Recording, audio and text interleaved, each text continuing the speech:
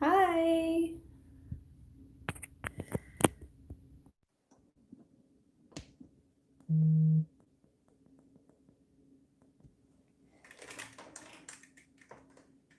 Sorry, need to adjust my lights. How is everyone?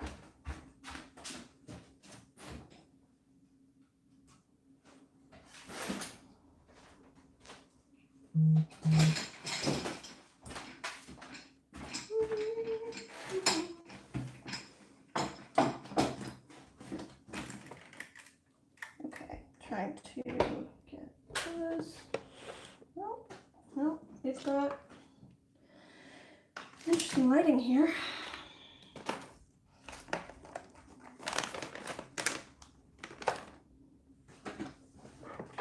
Hi, Ev. Hi, Gabor.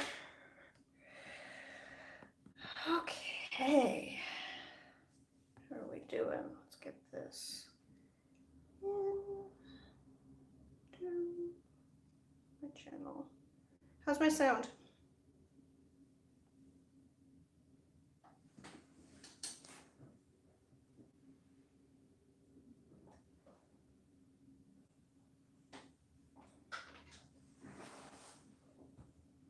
Okay, cool. So, I haven't done a whole lot of painting this past week. So I've still got this leaf that I started last week. Oops, sorry.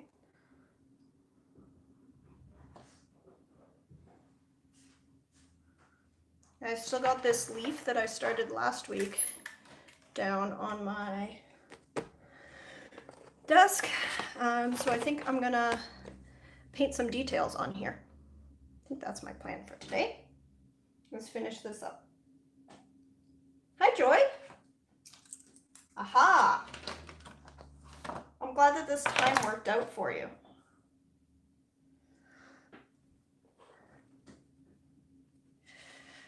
Okay. So how is everyone? Thank you.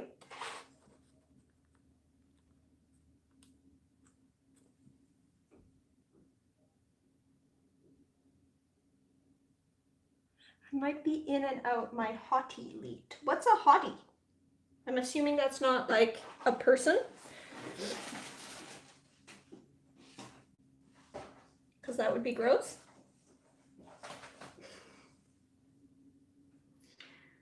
A hot water bottle. Okay. And I need to, speaking of water, I need to refill my water. I'll be right back.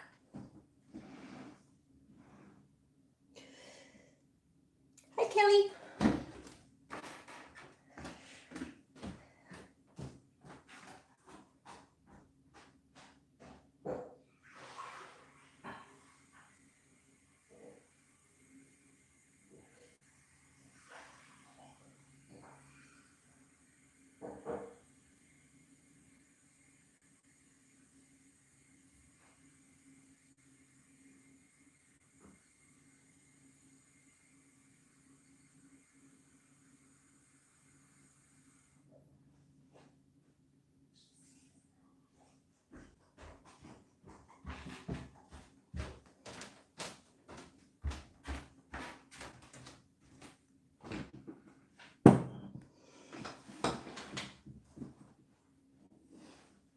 Oh, and by the way, happy birthday, Kelly.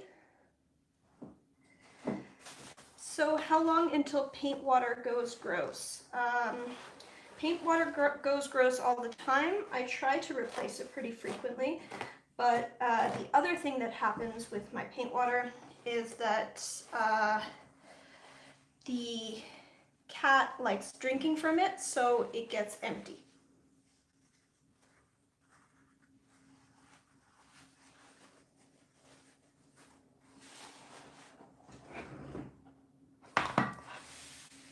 Belated birthday, right? It was a few days ago on Tuesday?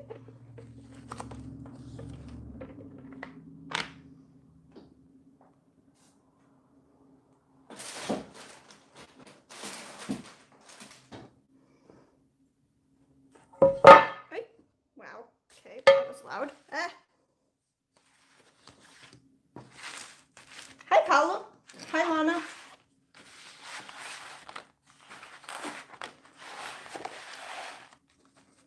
Anyway, sorry I'm late. I got tied up with some other stuff.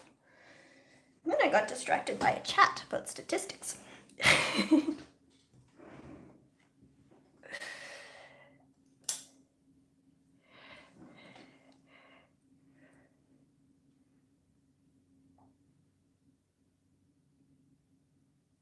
Neuron slobber is the special ingredient in your art. It really is. Ugh. Ew, statistics. I love statistics. Not you at all. I love them.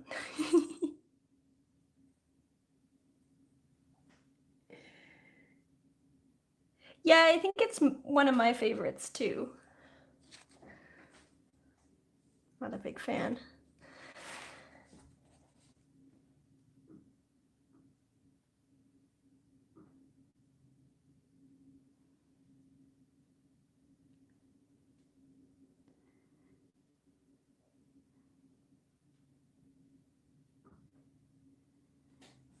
So,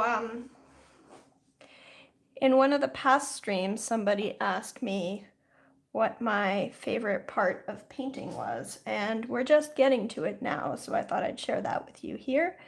Because I really like these like painting little bits and just like finding all these little details.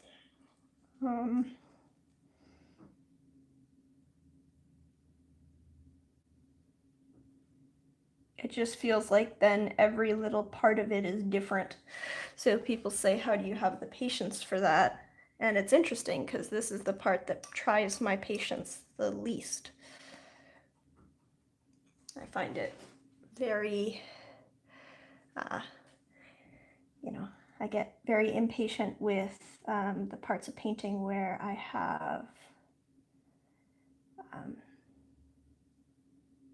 where I have to smooth things over, build things in really fine layers, but in terms of painting little details where each little bit is a different thing, to me, that doesn't try my patience at all.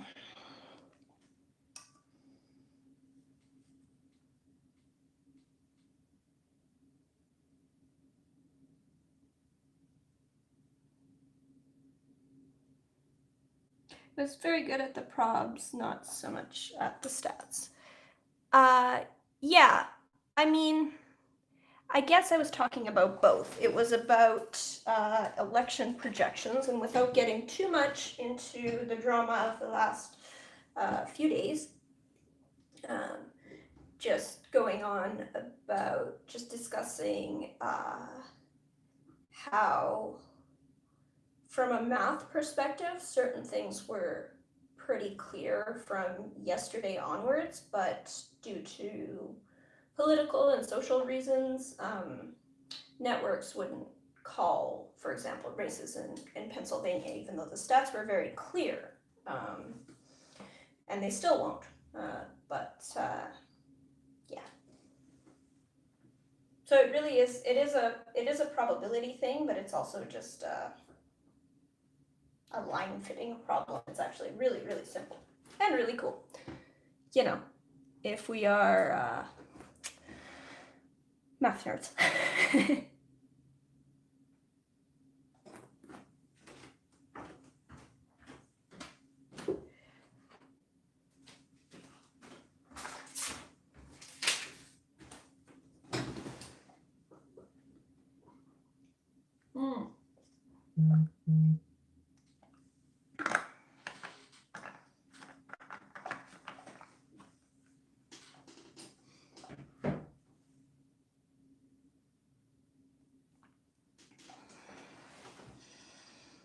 Lana says the leaf looks amazingly. Thanks, Lana.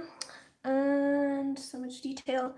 Yeah, well, we're going to be working a little bit more on that detail today. Trying to get these all cleared up in here.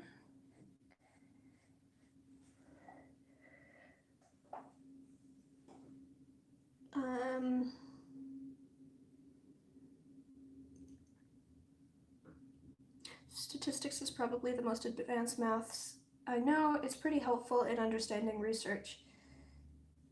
Yeah, it is super helpful. It's super helpful in understanding a lot of things.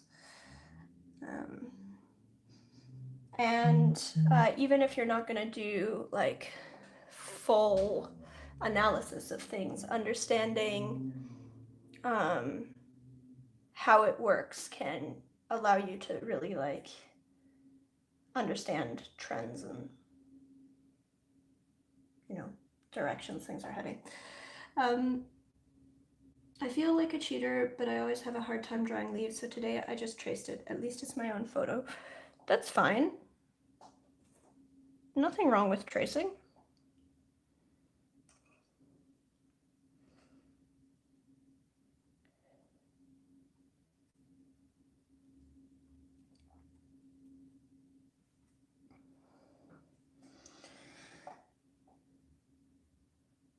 Paula says, I don't consider statistics very advanced maths. No, siree. Well, I mean, I think there's advanced portions of different subjects, of course. Like there's researchers who research statistics. But I think to get a basic understanding of statistics and probability is not necessarily very advanced. Certainly, you know, some of the calculus and differential equations and what have you that I did in university seemed a lot more complicated. You are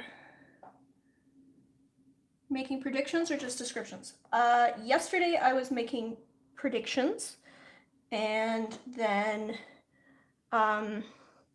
some of the smaller media outlets predicted or projected the winner of the election, and some people were saying, how can you do that when there is still a lot more votes outstanding? And so that was the discussion that I was having with people, was just why you can do that even when you can be very, very certain of an outcome, like 99.8% certainty, or more, depending on your sample, without all or even most of the votes being in necessarily.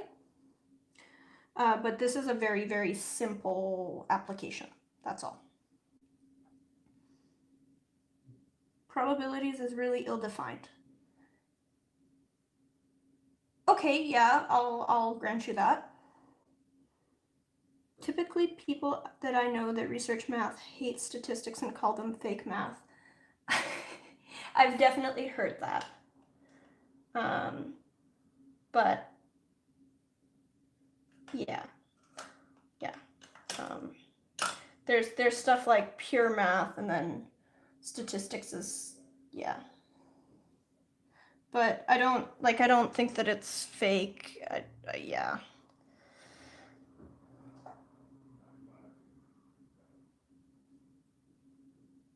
Multivariable stuff, confounding factors is pretty tough. Yeah. So, I mean, I'm sure it really depends on what your, like, what level of any field you're talking about, right? So, not super relevant to art, but I studied civil engineering, and in that case, like, the probabilities that we deal with are, you know, it's really not the most complicated stuff. But on the other hand, if you're working with earthquakes, then suddenly you have some very, very, very complicated multivariable, you know, second order calculus.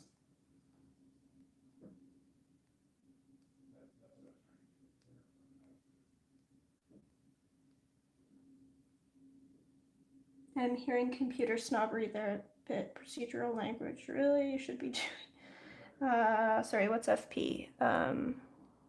Functional programming, right?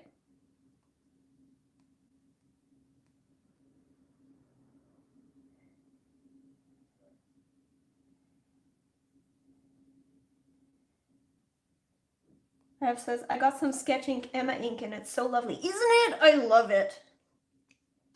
I think next week I'm probably just going to do some sketching with just that for this stream.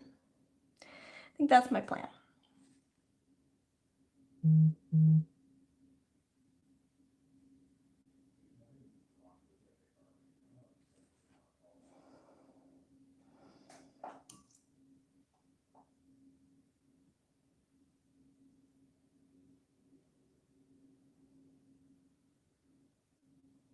Sorry, functional programming. Yeah, okay. So these are words that I know, Stephen, but it's not something that I've ever really worked with. I've done only the most, you know, rudimentary of programming. My husband is a developer, and we do both bring our work home with us and always have. So, you know, if anything, most of the programming that I still remember at all isn't what I did in university, which was really, really basic, but just, you know, the work that Jordan brings home with him. Brings home, you have to understand, like, we talk about that, but we're both working from home right now.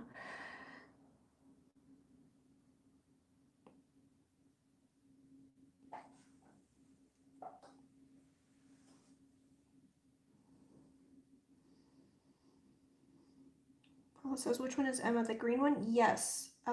Yeah, that's like a mossy green. Let's see if I've got my pen with it handy. I do have a pen filled with it. Where did I put it?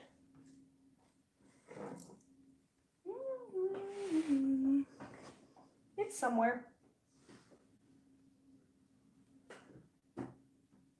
Not seeing it.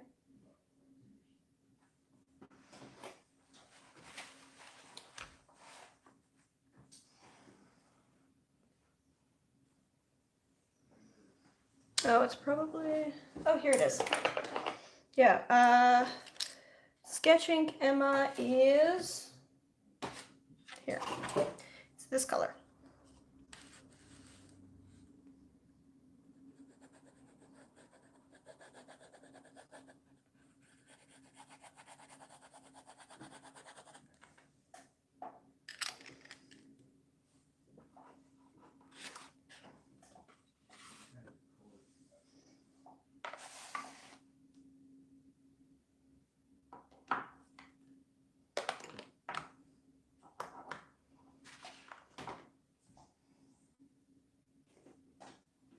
I have one green, but I can't remember the name because, you know, why use normal color names when you can use strange denominations?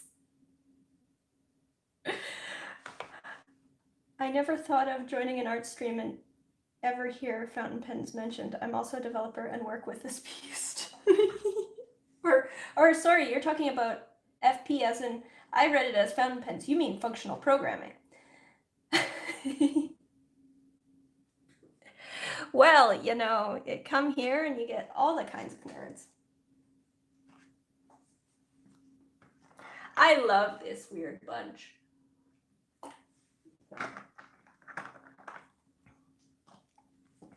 And I love that I've found, you know, my little part of the internet where I don't have to, my little part of the internet, and honestly, even my little part of, like, the local community where I can express all of these different sort of weird, disconnected interests. I'm at the right place for sure.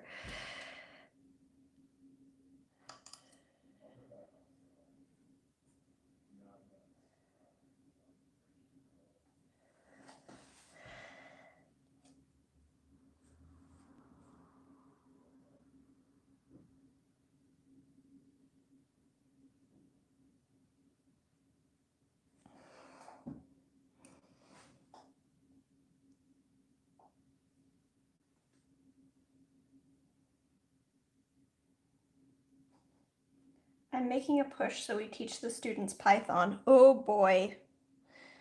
Oh boy. My husband would not approve. He has to work with Python. He's not enjoying it.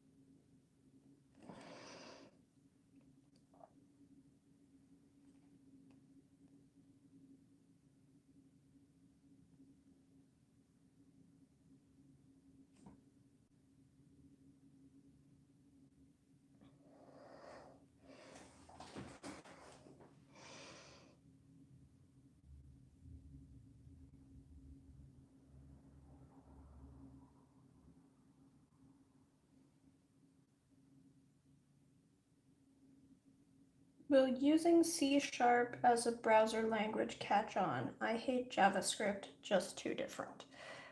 I think everyone hates JavaScript, but I don't think that C# is about to replace it. We are going down some very strange rabbit holes in this chat. The alternative is Fortran, which I would guess he also wouldn't like. Yeah, I think you're correct there. Yep. Okay, yep, Python might be preferable.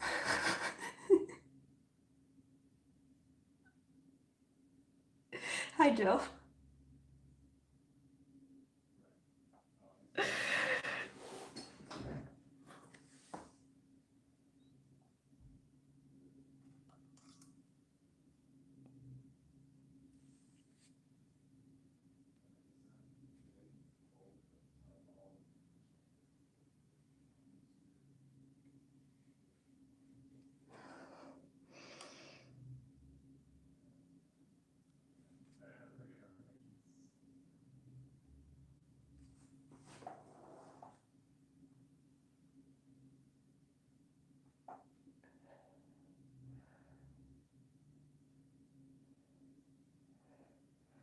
Do 10i equals 125.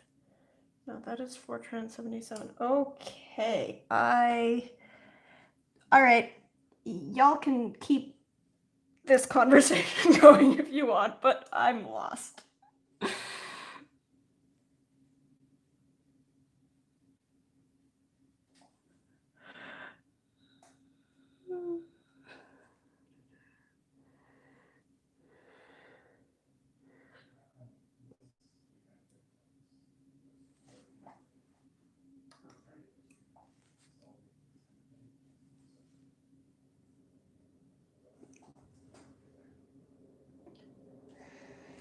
Are you guys in Ontario also enjoying really mild temps? It's beautiful outside. I considered, like, if there was any way I could even like do this stream from outside.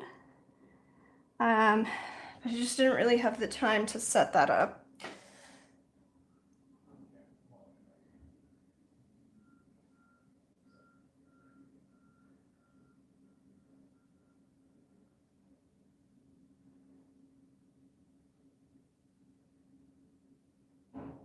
Hate everything though.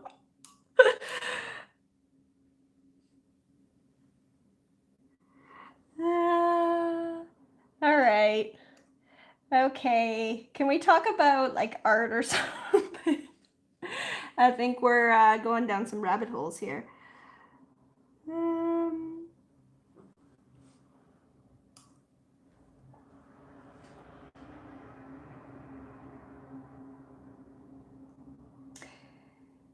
I think I found a nice lively green color, PY3 plus Perylene Green. Yes, I love mixing greens from Perylene Green.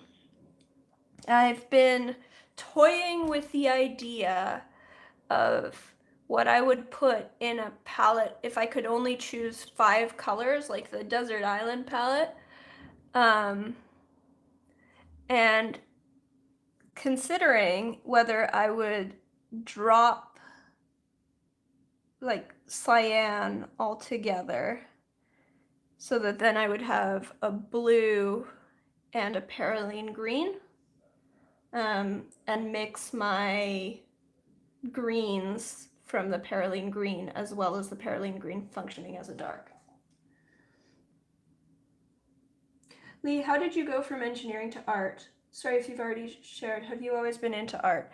Yeah, so the direction was almost the opposite of that, where I found out about scientific illustration, which is what I do now, when I was very young, about 6 or 7 years old. I saw a video, like a documentary about a woman who did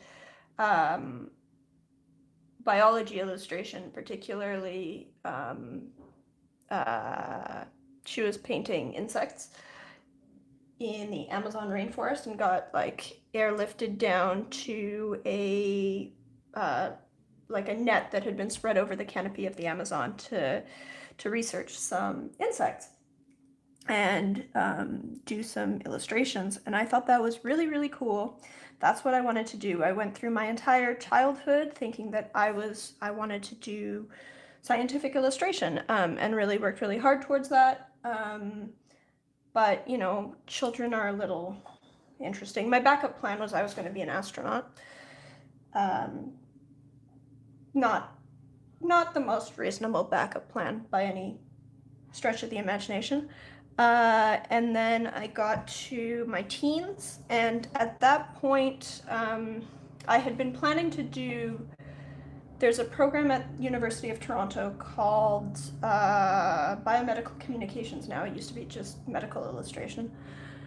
It's a master's program, and by the time I was applying to university, they had switched to almost entirely digital illustration, but this was in the early 2000s when I would have been looking at going in. So I was in high school in the early 2000s, and digital illustration was like the hot new thing, but it was terrible. Like, it was just really unpleasant, and I didn't want to do that.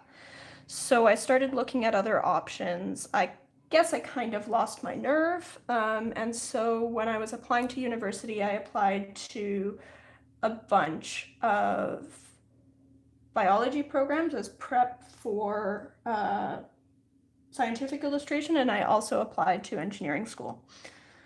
And ended up taking a decade-long detour through engineering, which was never really my thing. But yeah, just sort of fell into it.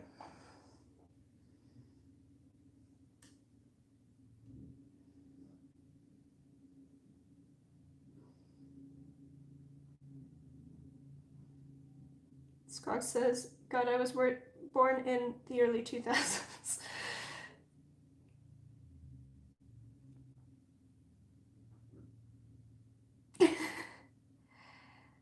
Ev says, Lee, we got to school at the same time. I caught that at digital illustration wave as well. Wasn't that great? Yeah, so I mean, now, first of all, digital illustration isn't like, in the early 2000s, it was really horrible. Like, you know, it was really unpleasant. Computer technology just wasn't that great. So it was really unpleasant. Now it's a lot more pleasant, and also there's like a renewed interest in traditional media, where like, because digital illustration isn't this hot new thing anymore, you know, you can do traditional as well. So, you know, by the time I finished university, really, like, even partway through, it had settled down a little, so.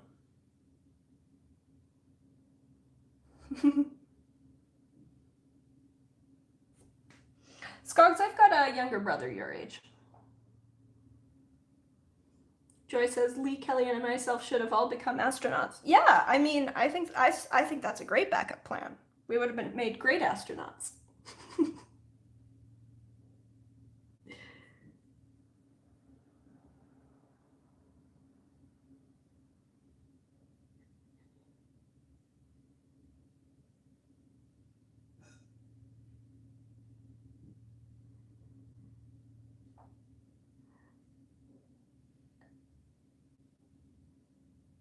Gavver says, my current Desert Island palette is Winsor Newton Indigo, Perylene Green, PV23, PY3, and PY254. Sorry, I'm picturing that. That is an interesting palette. You do get quite a mix there, don't you? You would get some bright greens,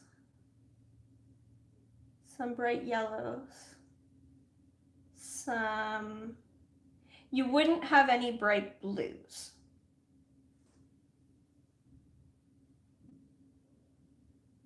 That's very interesting. That's a really cool palette, Gabor. It's only by comparison. 19 is nice on its own.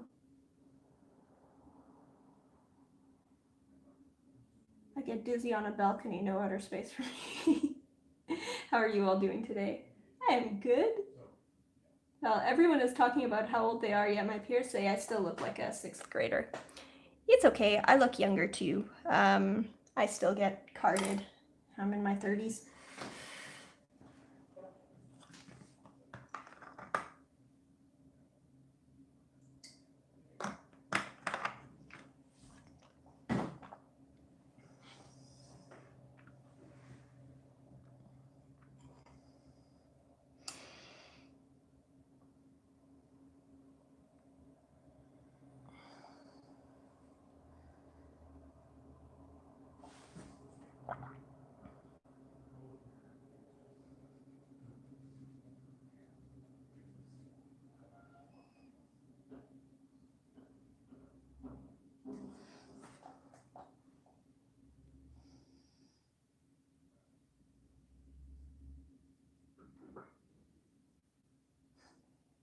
Stephen says I look only about 60. It's good that we have a range here.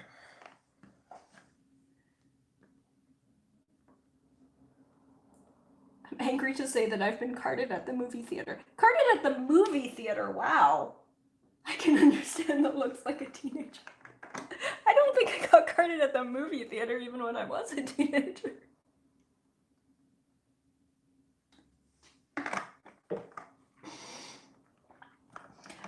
But I still get carded at the liquor store.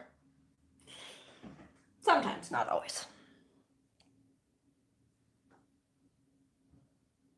I'm staying out of the age conversation.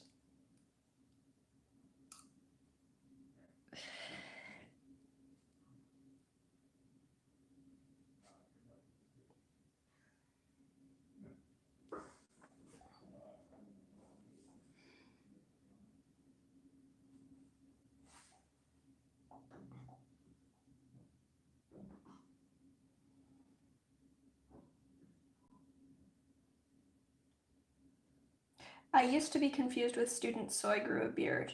I mean, to be honest, I still get carded. People say I look young, but then I go look at actual students at universities and they look like little children.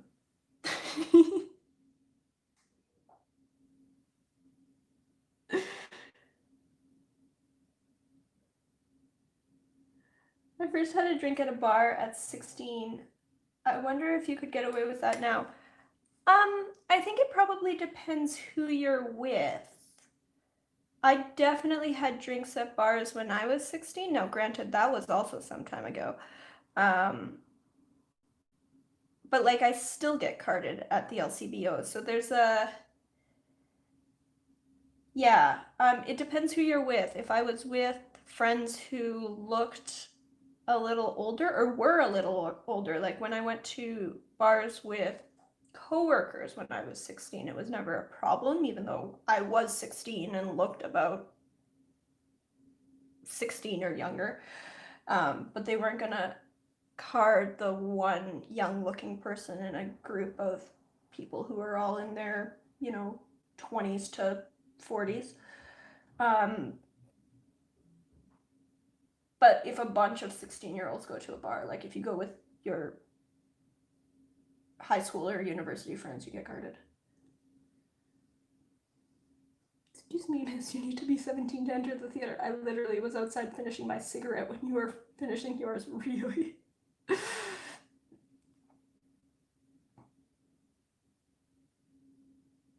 Oh, by the way, I've been 5'4" since 7th grade, and now I'm in sophomore year. Guess how much my doctor told me I grew. Alex. Saved part 1 for later because life caught up with me and love your beautiful purring cat trying to take your full attention. Now I'm watching part 2 while cooking dinner. Yeah, we'll see if Neuron comes back in. I do have his treats here, so I can get some cat attention.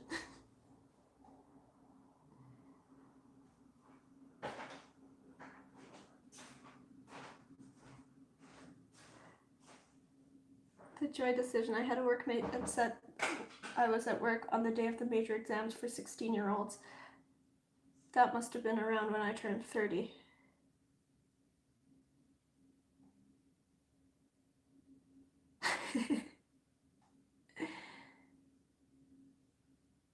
Oh dear, I think I'm the golden oldie here, but art has no barriers. Oh, don't worry about it.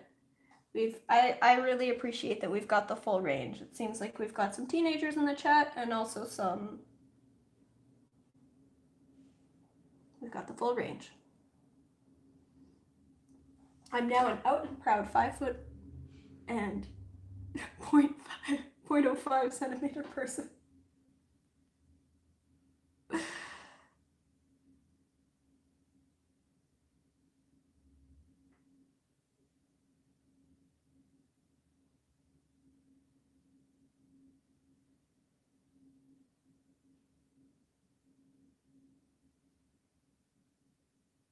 Some less teenagers. Yeah, that's a good.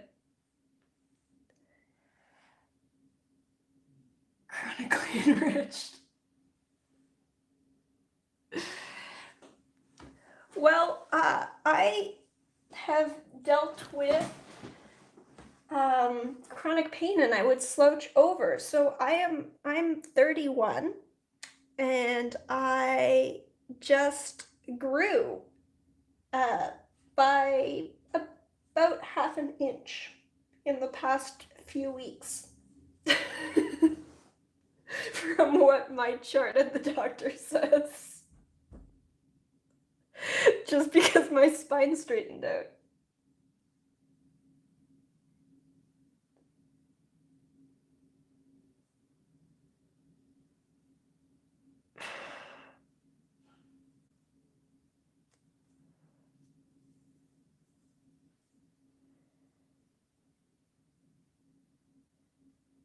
For the record, I'm an adult. My license says so.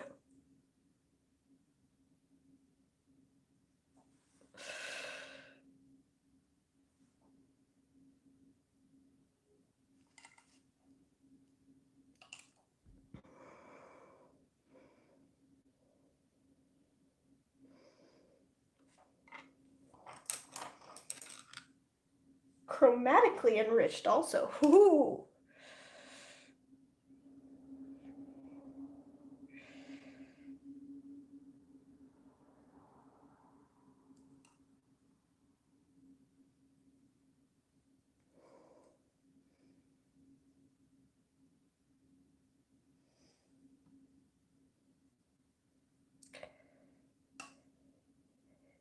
Yeah, to be honest, I think I'd even shrunk a little from what my chart said. Where, I am 5'5", or I was 5'5", but I was always slightly, my back was always slightly not straight. And then I think in the past few years, I probably shrunk close to an inch. So it was really dramatic, like,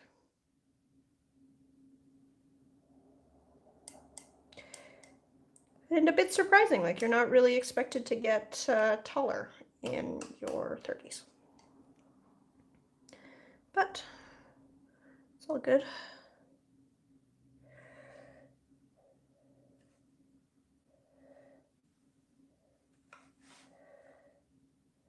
People are taller in the AM. Yeah.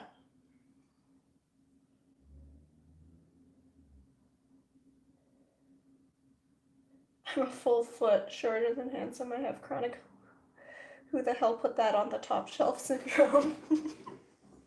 So we have an old house with fairly high ceilings, 8'6". And when we built our kitchen, we put 40-inch cabinets and we pushed them pretty much all the way up to the ceiling to give more of a gap between the lower cabinets and the upper cabinets. Which means, of course, I can't reach the top two shelves. I need to get a stool. We have a stool that just lives permanently, like a little step ladder thing that lives permanently in the kitchen. But I love our sky kitchen. I love it, even though I can't reach things at all.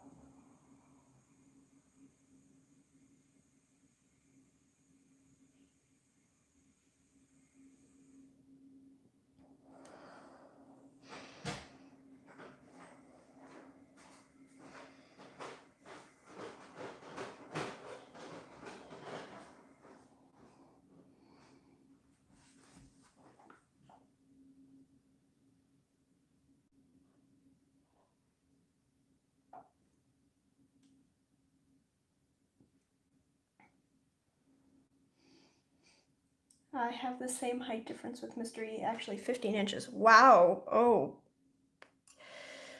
That's quite the difference.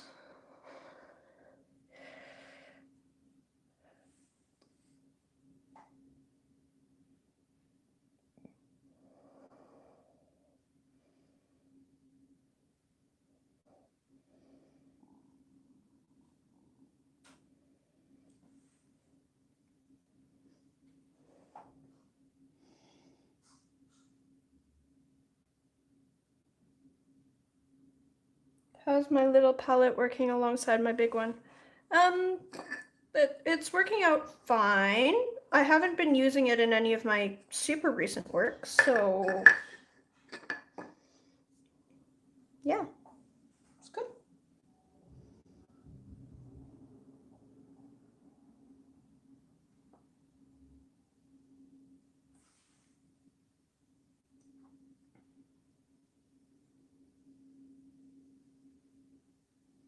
Really cracked me up when my doctor treated my new 0.5 centimeters of height like a miracle. I'm very short. He's quite tall. Alex says, our micro kitchen has cabinets over the doorway. Handsome has to duck under. Red high-vis tape on the bottom of the cabinets for his noggin. Sounds like there were a few incidents before the tape was there. Well, I chug it through the doorway because I am at a different altitude. Joy says, my mom thinks her shortness is almost to the degree of a disability. She has step stools all over the house now. How short is your mom, Joy? How tall are you, Ev? Ev says 5 feet, or about 153 centimeters. Huh. I didn't know you were that short, Ev.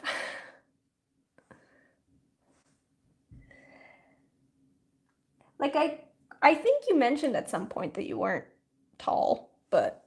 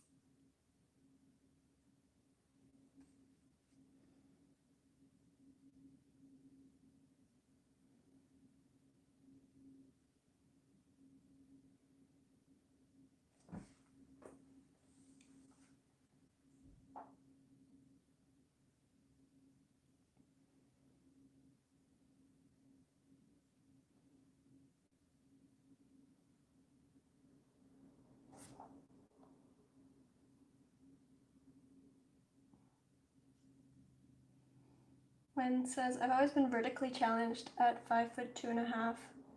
Don't forget the half. I think I understand our furry friend's perspective of ankles, knees, and skyline faces. I'm keychain sized.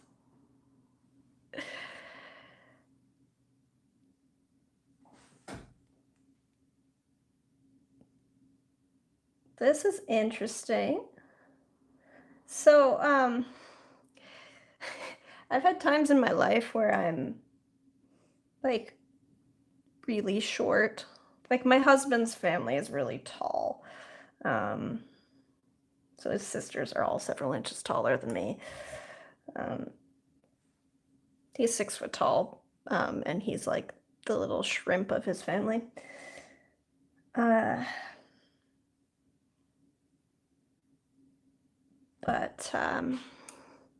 then at other times, you know, I'm not actually short. In my family, I'm actually tall.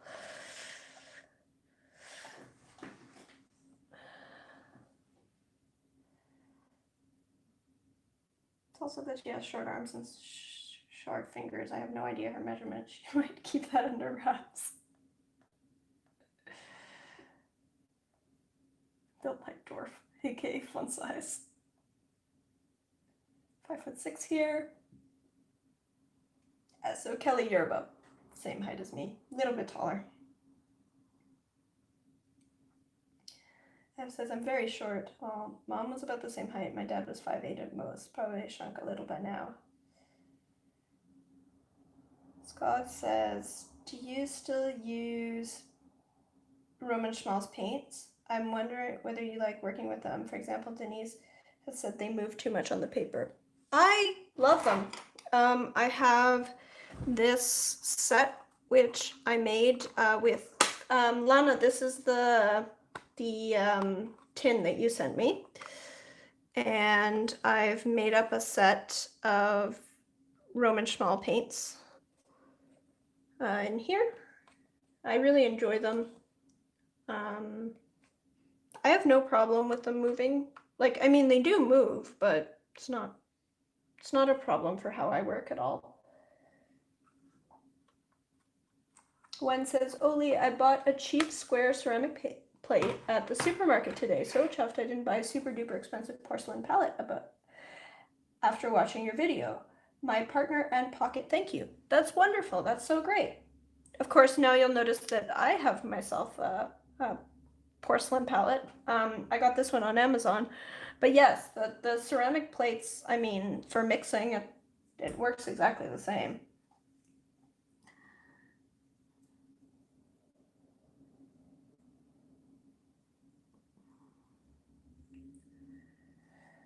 On the good side, I also weigh about 25 pounds less than when I was taller. Kelly says, do you embrace short girl jokes, Ev? We're having fun now. Kelly, no, being short sucks. Aw, Ev. Val says, a lot of my extended family is very short, like 5 feet, and whenever they see me, they comment how tall I am. In reality, they're just a bunch of dwarfs. Yeah, so compared to my family, at least, like, I'm taller than my mom. I'm taller than most of my siblings. My dad's taller.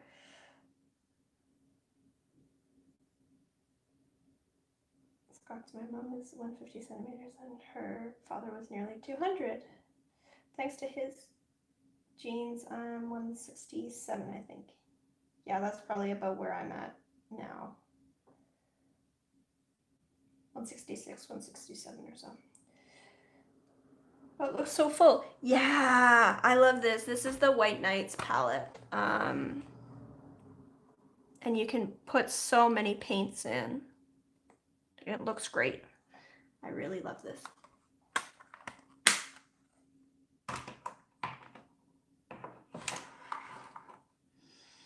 That's beautiful. I like being 5'4". As one below average, I can still use the term shorty squad against my friends. I mean, I think 5'4" is well, it depends where you are, but in a lot of countries that is the average. Of course, that does include older people and immigrants and stuff.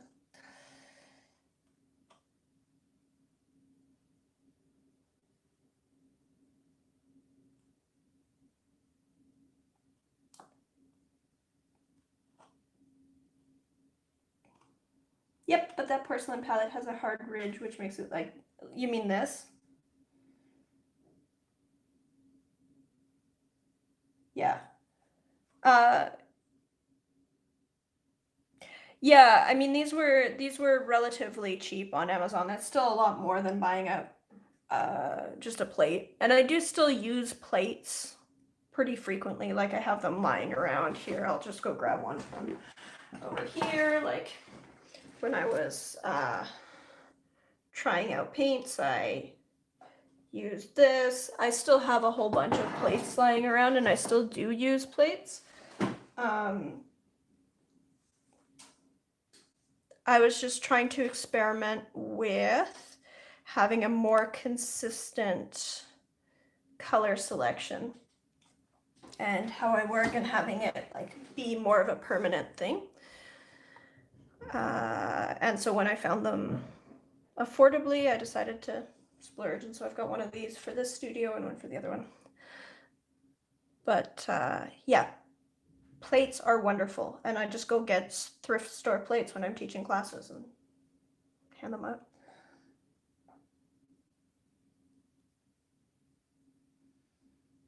My shoes make me a little taller, so when I take them off in front of a person who just commented that I'm tall, their expression is priceless. I have a friend who is like 5'2" or something, and she just wears, they don't look like really substantial heels, but she's always wearing an extra couple inches of lift. It's always surprising that like, oh, you're actually really short. Leaf is looking good. Hard ridge also mucks up brushes. I mean, it's smooth.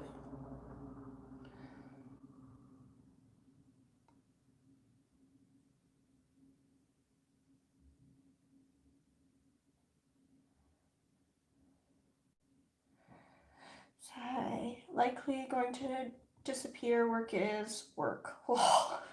Aw. All right, we'll miss you. But you are a professional, so you wouldn't muck up your brushes like me. You need to be gentler with my brushes.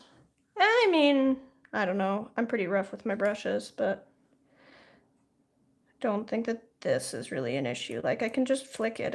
It's very, this is very smooth. Because it's porcelain. I feel like I'd be more likely to muck it up on this one because this is a really, like this has a really rough texture.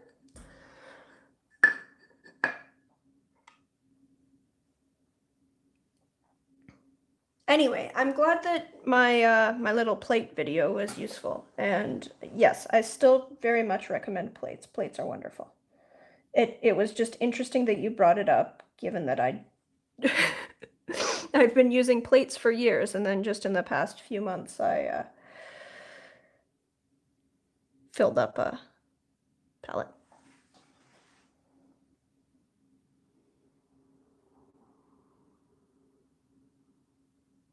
I just ordered a bunch of Billy brushes in the Jackson sale, seeing as they're being discontinued. Oh, I didn't know they were being discontinued. How do the Billy brushes compare to other sables? Do you know?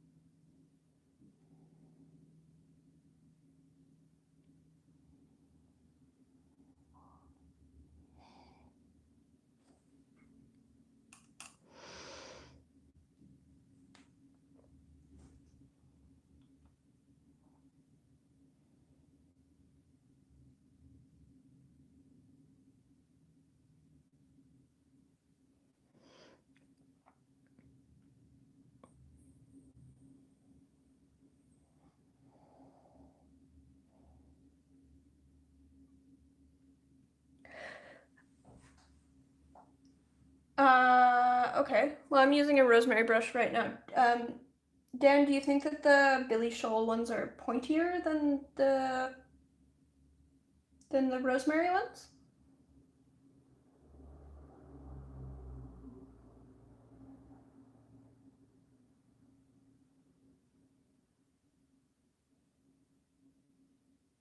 Kelly says I would constantly be wearing casts instead of shoes if I wore heels. Yeah, I've given up on heels. Scott says, meanwhile, me storing my wet brushes in jars. I kind of abuse my brushes. I've been using brushes to whack people. Okay, I don't abuse my brushes quite that much. It's super useful and new to me, even if old common sense to you. So thank you again. Good, good. I'm glad that was useful.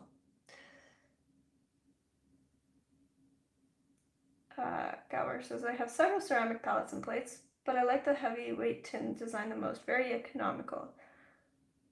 Wait, escape. I do like the heavyweight tins.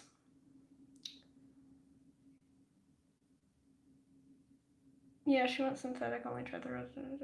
Yeah, sorry. Sad to see they're discontinuing them. Less sad if she had synthetic range instead. Has. Yeah. Not tried her synthetic brushes, but they look good.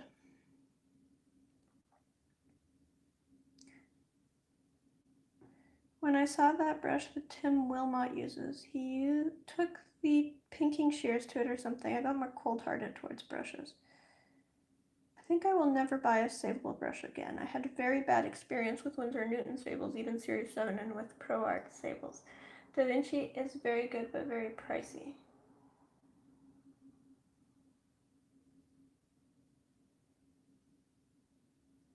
Your leaf is beautiful. I'm working on value with layers and details with smaller brushes. I come from colored pencil painting, so finding detail and layering easier. It's the big washes that stump me. Yeah, I struggle with like bigger washes and stuff too.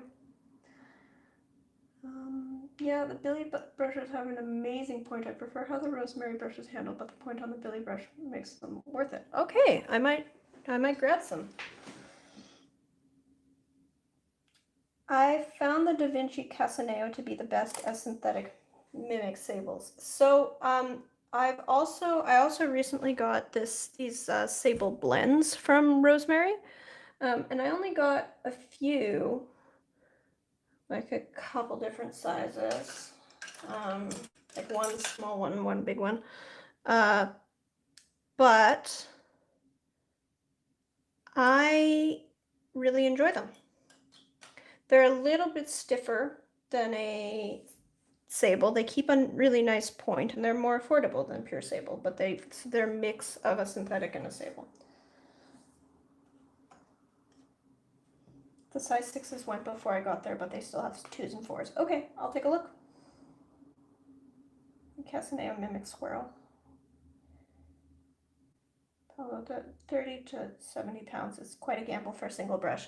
Yeah, absolutely. I do really enjoy rosemary brushes. They're a lot more affordable than Series 7, and I think their quality control is more consistent these days. Colored pencils and watercolors are essentially opposites to one another, but if united, they can create gorgeous paintings together. They absolutely can. And when I was still getting used to working with watercolor, what I did for a while is I would use watercolor to make some washes and initial stuff and then do more detail in colored pencil. At this point, I mainly just work in watercolor, and I've sort of stopped using colored pencil because I find I can get the same level of detail, or at least as much detail as I want. Technically, I feel like I can get finer detail with watercolor, although I often don't. I often choose to stay a little bit less pointy.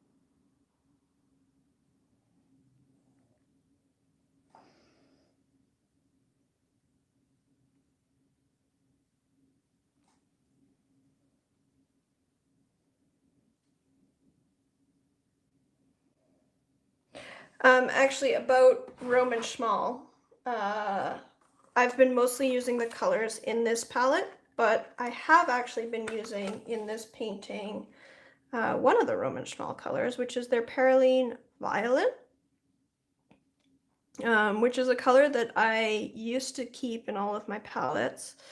And then I decided on my permanent palette here to try working without it. Just because I mostly used it to mix a black color. But in this leaf, there's really a lot that's really close to this color, so I have been using Perylene Violet more straight. So I've just been using the Roman Schmal one, so you can see how that works in that little fade there. It does spread a little, but it's not, I don't find it to be troublesome at all for the way that I work. But I think that I tend to work drier than Denise, where she does more like wet and wet type washes. And so that would display differences in diffusion more.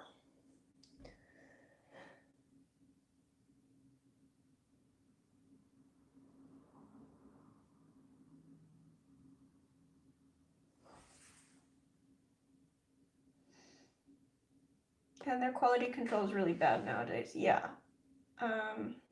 Plus washing an entire painting with colored pencils would take a week. Yeah, so I found that to be a really nice sort of in-between stage when I didn't have the control to mix the colors and get the fine details that I wanted with watercolor, but I wanted to get a painting started. I could do initial painting with watercolor and then go over with colored pencil and smooth all the edges and get it all tied together. And that was a really nice way to work. I prefer to work now with just watercolor, partially just because if I have a bunch of pencils on my desk, I find they just sort of roll around and I lose them.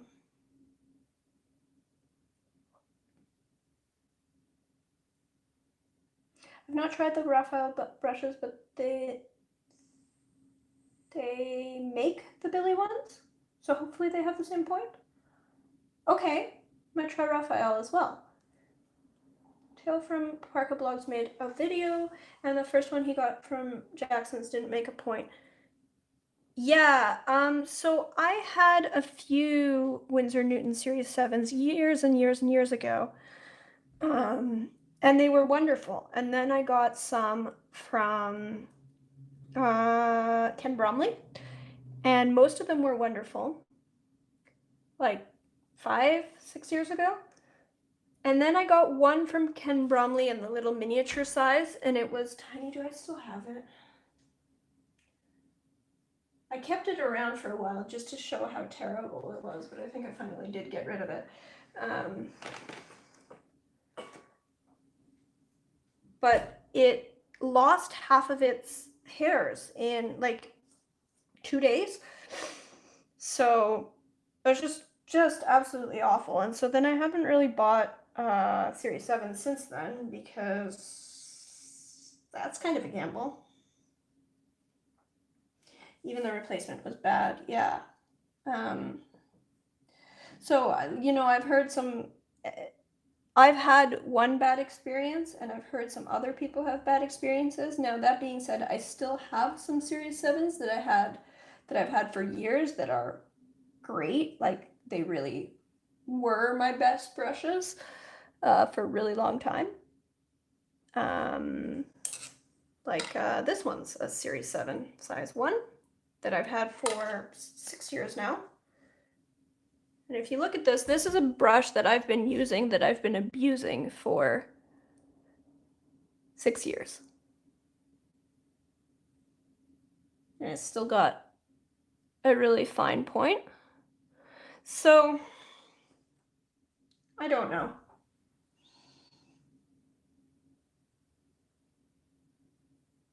I like using colored pencils to sketch since they're so readily available, while I use watercolor for more sophisticated stuff. That's really cool.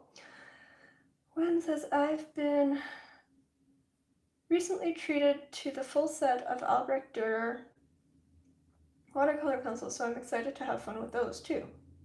Cool. Nice.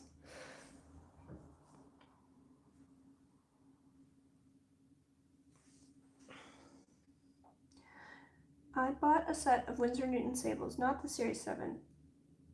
Out of 9 brushes, none held a point. Yeah, so the other Winsor Newton sables don't hold points. I don't think they ever have held points. They don't. They're fine, but they don't hold a point. This is a Jackson's 11. See if I have one of those to show. Well, okay. Here we go, and I left this one face down. Okay, well this one's all bunched up, so that's not a... This has been beaten up. Let's see if I can get it to straighten out.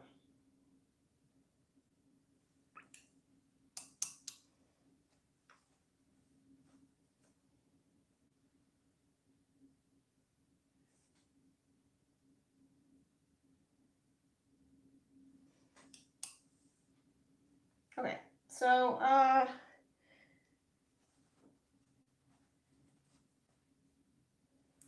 Gabor, like these ones, because as my experience is, these ones never hold a point. This is like a rough brush.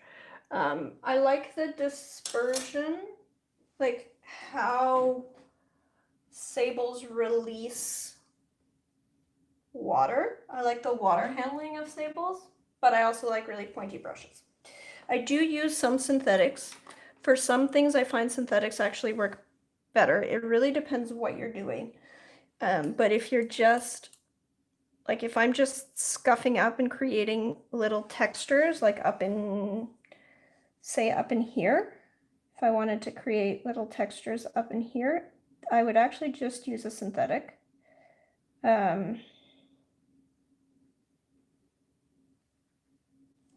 It depends a little bit what you're doing.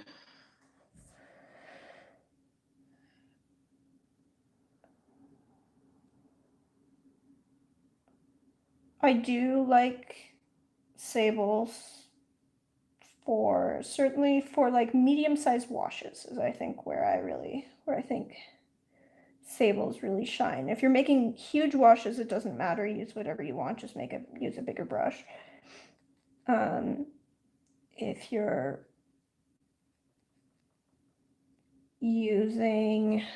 making really tiny details, it also doesn't really matter, although the sables hold a point for longer than these. Like these just, the point wears away. You can see here, just from scratching at the paper, how the point just sort of wears away.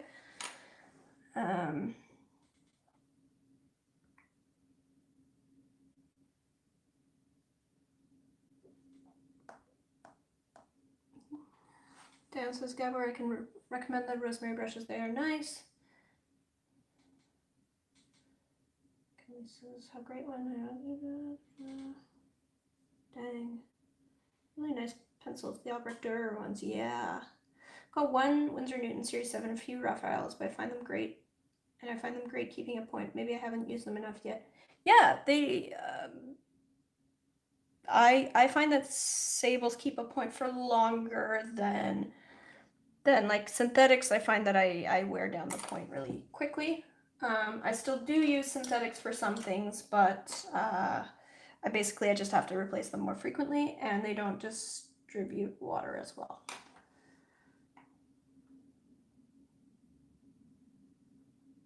I'm also a big fan of watercolor pencils. I would love to see the work that you guys do with watercolor pencils. I have always, like, I think they're really cool. I think they're a really cool medium, but I've never really managed to, I guess, use them to their best.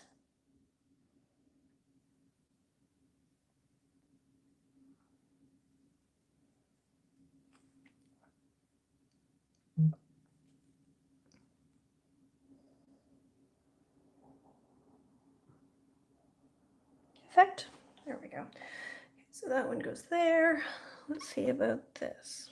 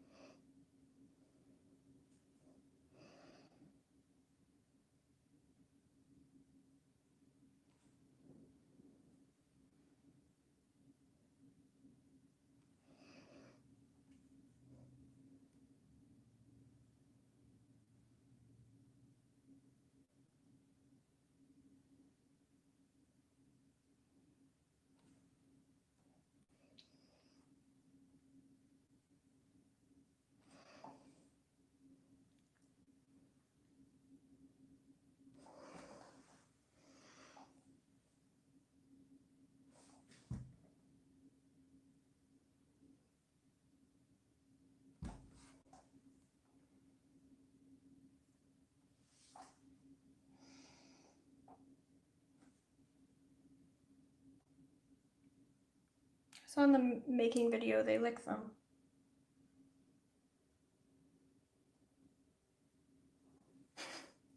Well, you rinse out your brushes before you use them.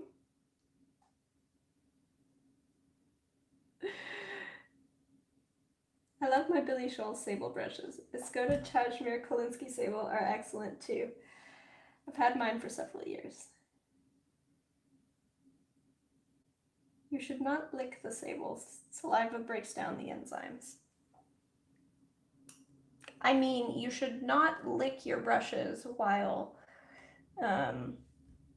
painting, certainly. Although I will say I do occasionally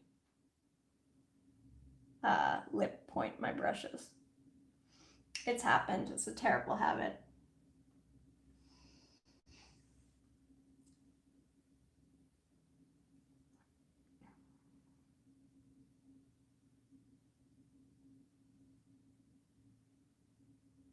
You have Jacksons. They have a lot of choice.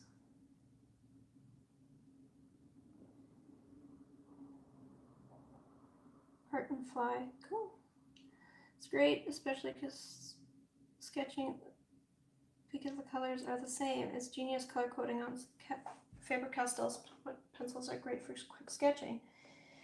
Isabelle makes good mops. They hold so much water. To be honest, your run-of-the-mill art secret brushes are good for large washes and so cheap. They ship internationally though. So if you're interested in what other products, you can get them, or I'm not good. I have a large collection. I've never had a water-soluble pencil, not even graphite. No, I like soluble pencils. Well, sorry, I'm way behind on this chat. But yeah, do people really lick their brushes? I'm gobsmacked. Okay, I try not to, but yes. It's not like lick, like, you know, slobber all over your brushes. But what will happen is you have your brush and you've dipped it in your water or whatever, and it doesn't have a point.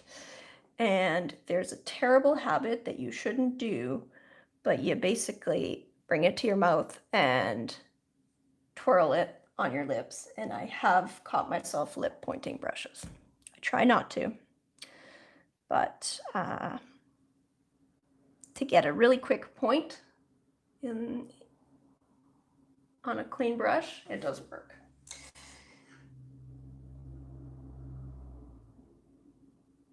Would you use the watercolor pencils the same as normal ones, but instead of blending with solvent, you use water?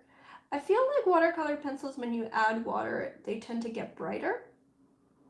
Is it weird that I sometimes get hungry when I look at watercolor half pans? I think a lot of them look like little chocolates and sweets. I'm learning my lesson slowly that the fancy stuff is not needed for great art. Good, middle quality, except for paper. You can look up that video. I think it's called Why Are These Brushes So Expensive? You can use them in a lot of ways. I stand corrected, thanks. Good paper's so much fun. I would use them as with water-soluble ink. Line and shade lightly and spread with water. You can use them as watercolor or pencils. Yeah. Yeah, I was surprised they made them in the UK still. I thought they had moved projections to China, as that was the reason they gave for defects. Yeah, I think the Series 7 are still made in the UK, but I'm not sure.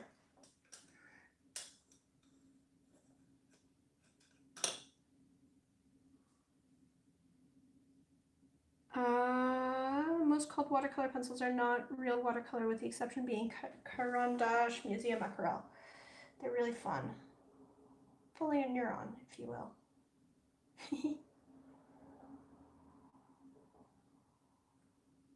Well, Alex, if you roll the brush on a paper towel, it gets to a nice point. I never had a problem with not getting a point. I tend to lip point my brushes too. I use the palette and roll it into a point. Okay, like, I know that's what you're supposed to do. It's what I try to do. But I just, you know, being honest, yes, I have lip pointed brushes.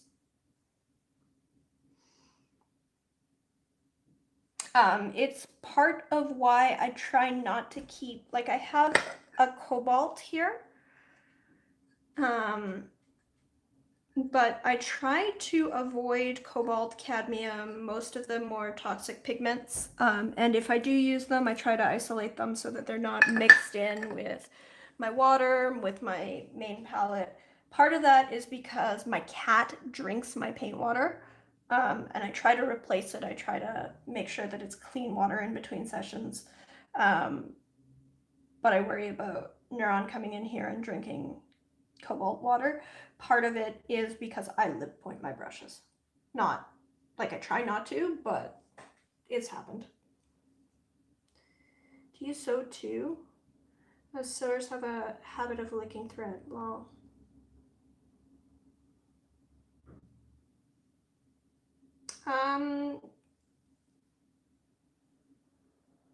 not much.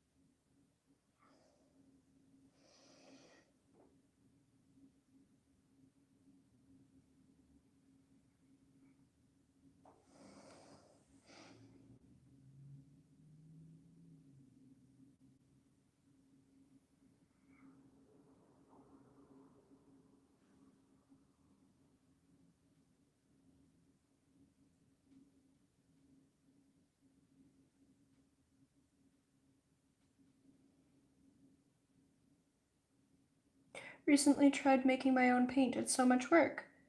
What pigment did you use? Some paints are a lot more difficult to mold than others. So some are really easy, but some really do take a lot more.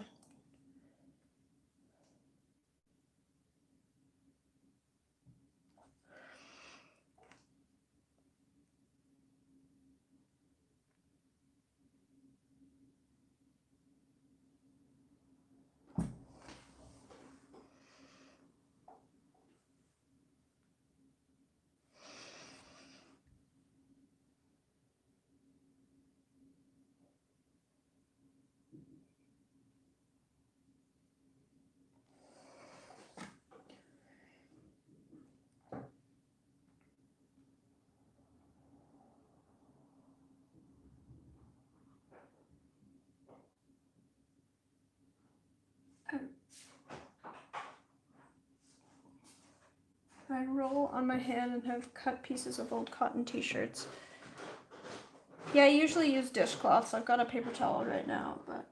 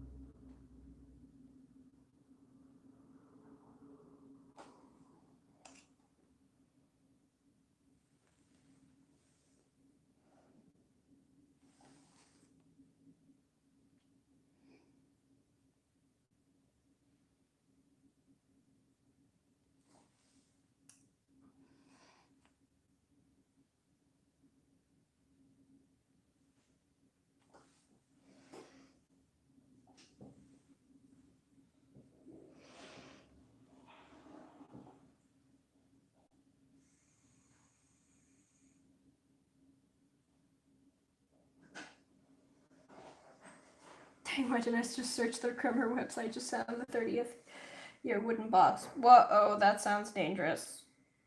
What's in the 30-year wooden box? Nope, don't tell me.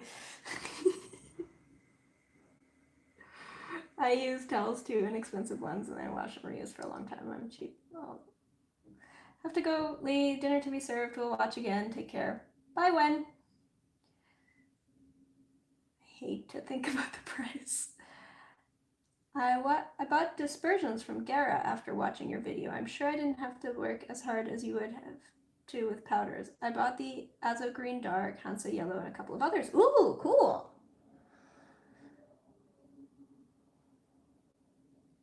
Wen says, night night, Ev, at least for me, take care. I think I butchered this poor leaf painting. It looks so easy when you do it on stream.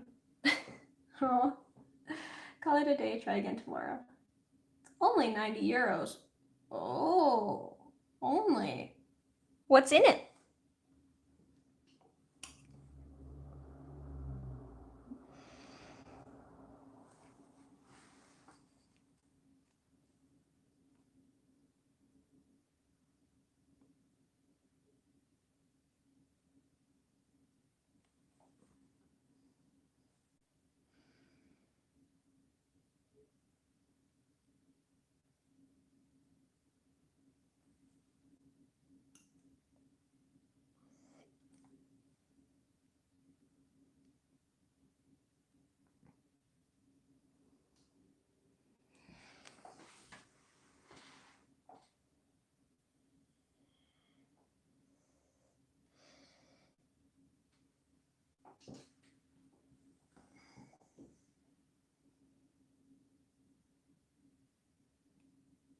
"30 pigments, 27 by 30 milliliter. Glass 3. Okay, cool. 3 by circa 3 milliliters in a wooden box. Wow. Find it a steal, to be honest. That is a lot of pigments. I love how you improvise the candle holder as a Mullerly. Thank you. It's good. Depends on the pigments and how much of each one. I use a lot of pigment. Sorry, I can't post the link. The amounts are over there. 30 mils and 3. I'll look for the link. Be right back. Thanks, Dan. Dan can post the link. Show. There we go. Sorry. It's only blues.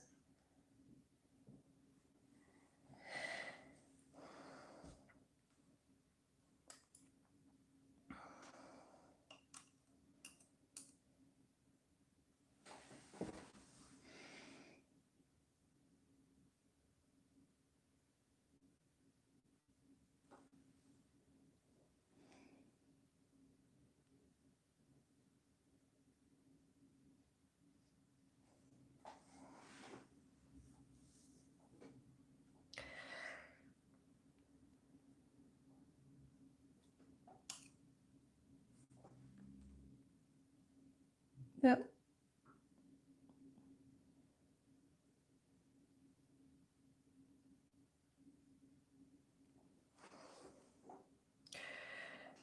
Then we just need to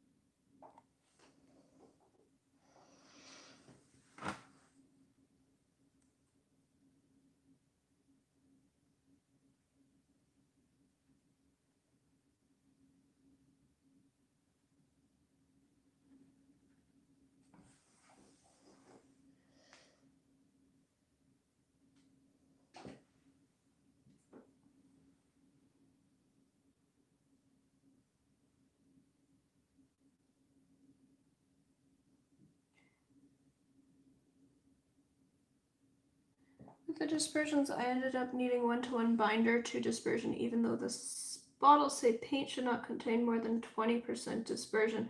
I think when they say 20% dispersion, they're talking about an acrylic binder.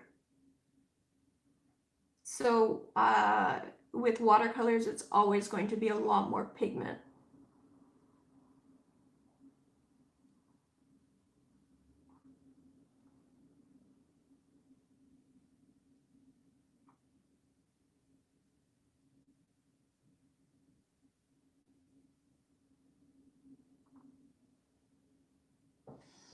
One of their sets is over $1,500 US. How many pigments? 81 pigments in 3 ml jars and 3 wooden boxes. 3 ml? Doesn't sound right.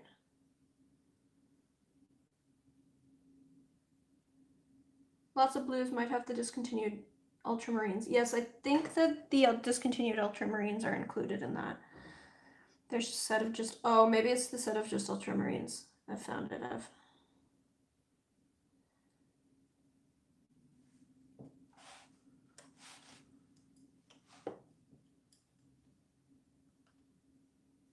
Thank you for the Shinhan PWC indigo recommendation. Is one of the most beautiful indigos I've ever used. Oh, good. I'm glad you like it.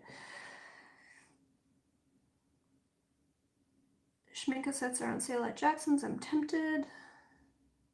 Thanks for the info about binder ratio. Yes. I'm always tempted whenever I see Schminka on sale. But I think I have quite enough paint and I'm going to resist. I heard Shinhan makes markers too. Cool.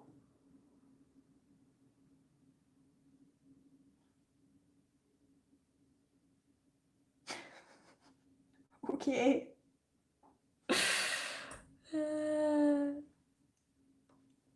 Hash oil, huh?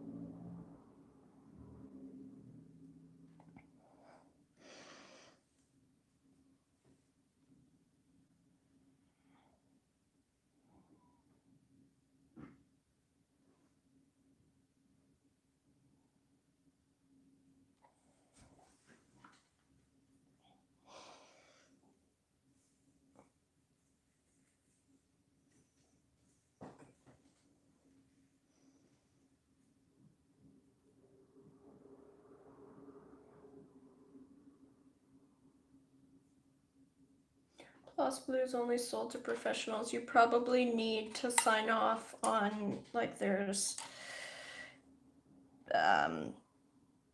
restricted substances. But you work at a chem lab, so you probably could. You just have to contact them. Such a toxic pigment. Yeah.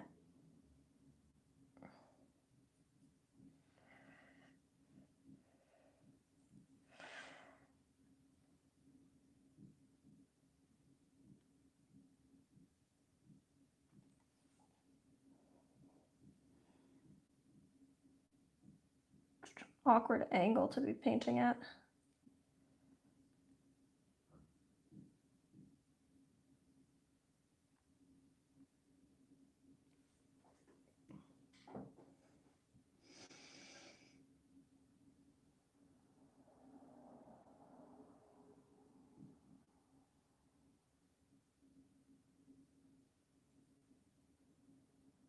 Copper calcium acetate.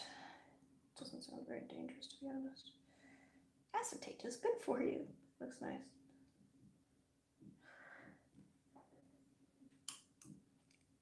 Yeah, I have so much paint that I really just trying to focus on using what I have for now. Not buy more paint for a while.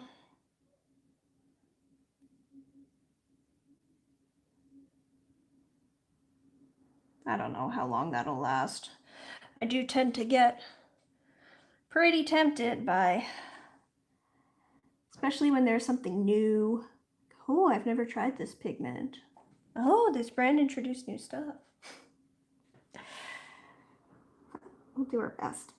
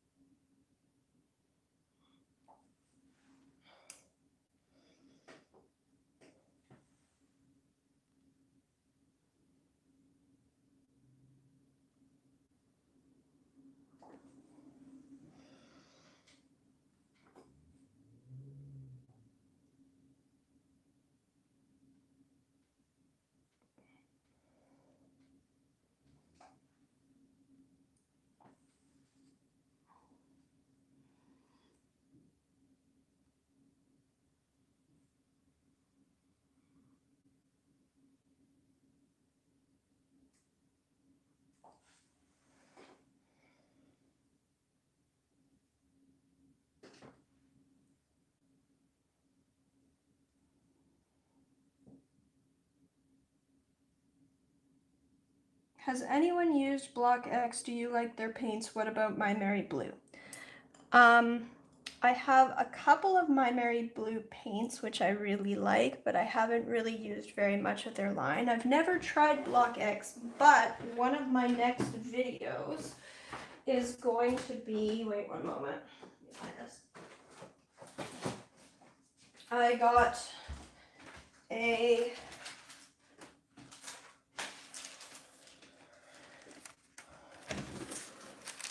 set of, okay. The Block X trial sheet, which Lana sent me. Thank you, Lana. And so one of my next videos, I'll be swatching these.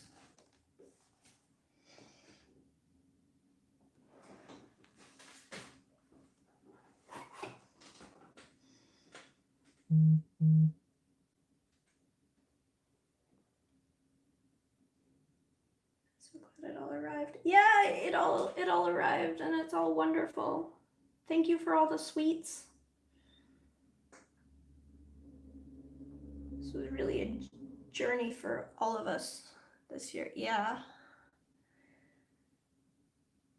So yeah, and then I've sent some things out to people. I sent them in 2 batches. So the first batch, I think, arrived already.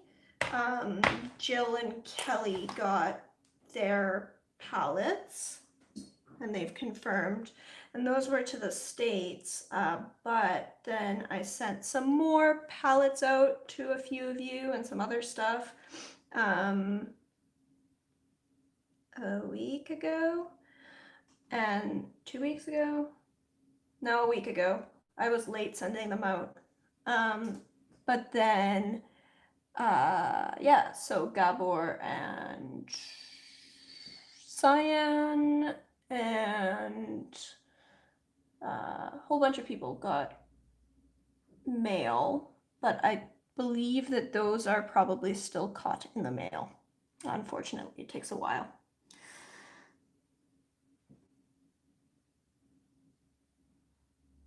Looking forward to that swatching video. There's not that much about Block X. Yeah, so actually, here's a question. I had started a swatching video of Daniel Smith. Okay, so I have a whole bunch of sheets of dot cards, and so I'm going to make a whole bunch of swatching videos. Sorry, I'm trying to gather everything.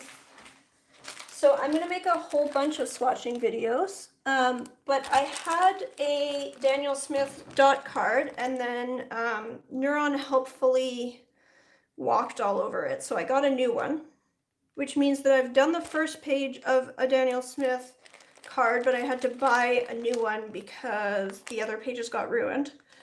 So should I continue that series, or should I just skip ahead because there's a ton of Daniel Smith dot card videos and just do the Block X video?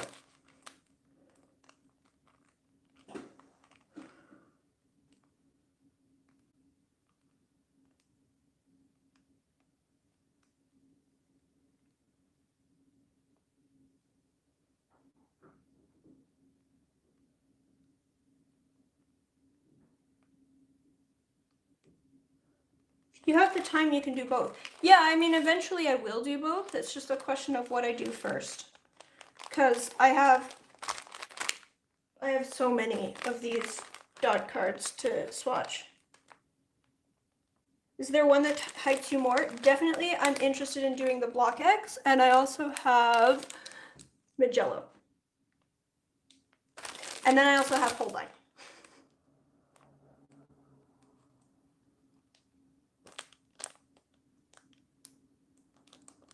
Then do Block X first. All right, well, you will see Block X in the next couple weeks then, hopefully.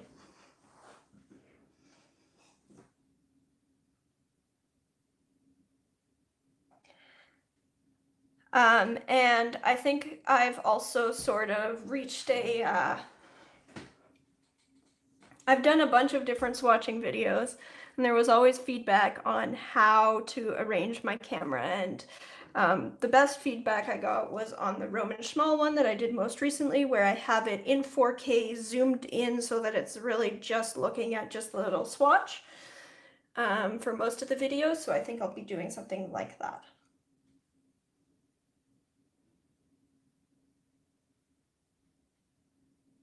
Those large Block X pans with a brush holder slot are so cute, but that's a lifetime of paint. So I keep looking at those, and the thing is, like, I could totally see using those if it was like the perfect colors, but the thing is, I have like such weird preferences in paint that I can never find the colors that I want in like the gigantic pans. And I'm not just gonna buy gigantic pans of something else. There's some real like first world artist problems.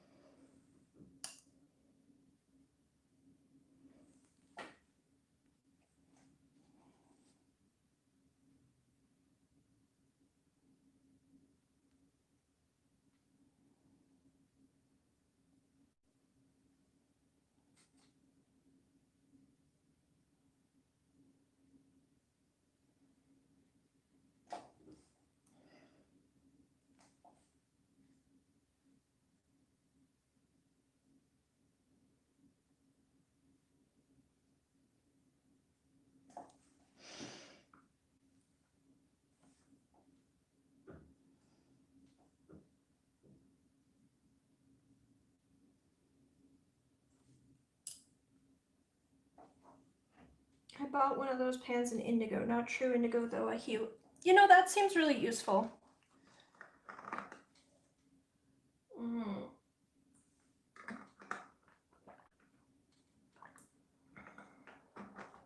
Indigo is really something. You know, guys, I think I have come up with a really cool indigo hue. Tell me what you think. So if I use, and the best part is it doesn't actually include any real blue. So if I take Perylene green, yeah, and quinacridone purple, and I mix them together, let me get this, and let me get out a paper pad or a sketchbook of some kind.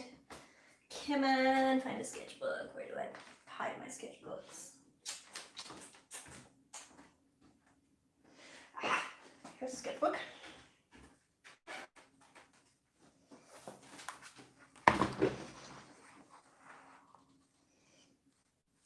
Perylene green and quinacridone purple. And let's see about a little bit more of the green.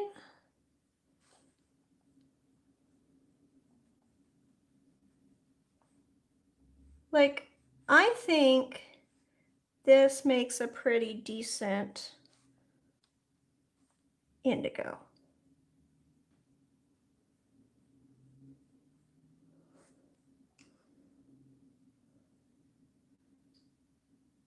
Is it a green or a black?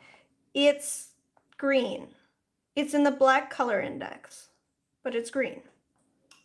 Like, it's just a really dark green. If I go to Perylene green, just the Perylene green,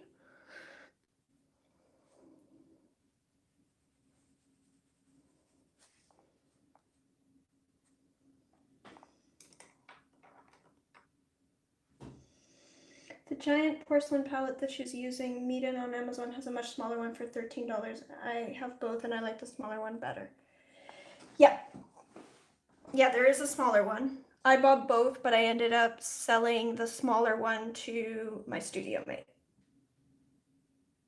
I see that there is a PBK 32 now, more yellow. Yes, the Roman Schmalz. So this one is the PBK 31 Perylene green, and then this one is Perylene green deep, which I think is only available from Roman Schmalz, but it's a more yellowish shade. You can see them side by side. I don't think there's any reason why somebody would need both in one palette, but they are different. So what do you all think of my indigo hue that contains no indigo and no black?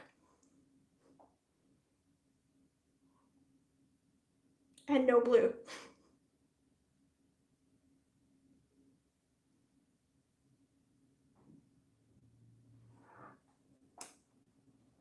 It's a nice neutral gray up top. Yeah, well, maybe it's more of a neutral tint or like a Payne's gray. Okay, all right, maybe this isn't so much indigo as like neutral tint.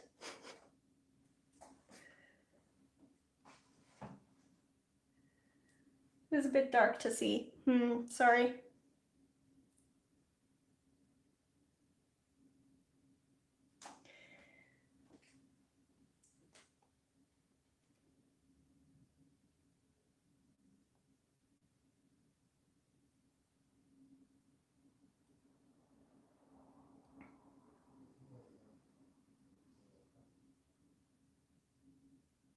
I like the fake Indian Throne mix of phthalo turquoise and dioxazine violet.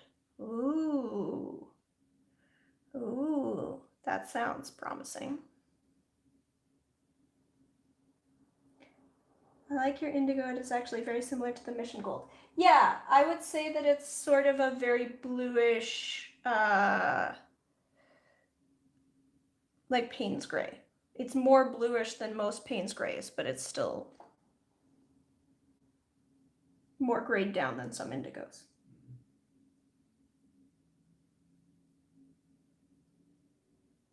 I had never seen indigo, the pigment, in real life, and it is really beautiful. It is really gorgeous. It is a beautiful color. What hue is indigo typically? Slightly warm. Okay, I don't like thinking of blues as warm and cool because it confuses the hell out of me. But I would say that it is slightly on the greener side of blue, usually. I think I posted a picture in Lee's Discord. Yeah. So it's very, very dark and muted, but natural indigo, not indigo as in the Roy G. Biv spectrum, but natural indigo is, it tends to be somewhat on the greener side.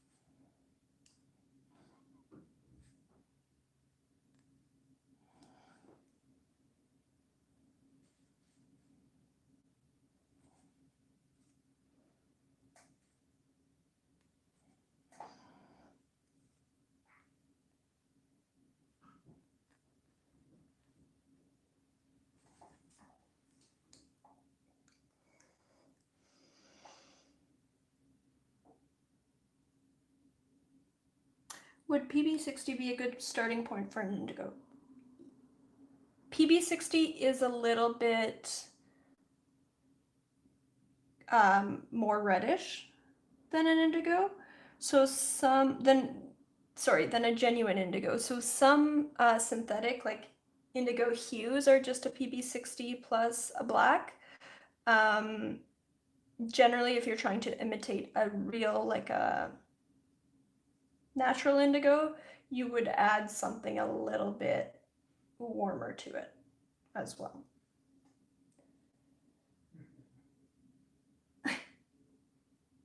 I think the Lutea brand has an NB1 indigo. Yes, so does my Mary Blue.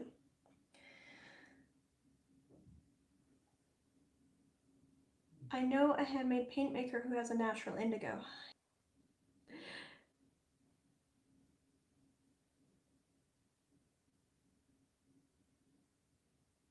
Handmade or Lutea is the way to go. I like how you have so many beautiful mixes in your mixing area. I like how you have some, I am always reluctant to clean it and waste it when I need a clean sky color in the next session. Yeah, I don't obsess about it terribly much. I do clean off my palettes if I do need like a pure color, but I mostly just leave it dirty. I mean, in most cases, I can just add enough water and new pigment that any mixes aren't too much of a problem, but yeah, I prefer to just leave them here. I used to clean my palettes more because I used to be pretty obsessive about choosing only a few colors for each painting, and so I would set up a limited palette of like 6 colors for painting, say. And then the problem with that then is, you know, if I wanted to do a different set of colors, I would start over with the next painting. And so that's part of the reason why I got this permanent palette, was I wanted to experiment with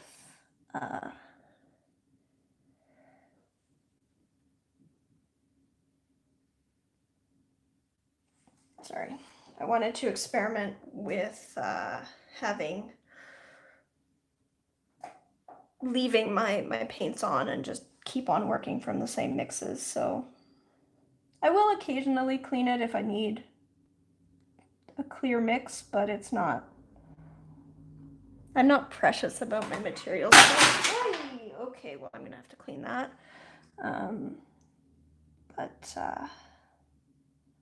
Yeah, not precious about my materials at all, but I do try to work from the same palette. Okay, so I knocked over my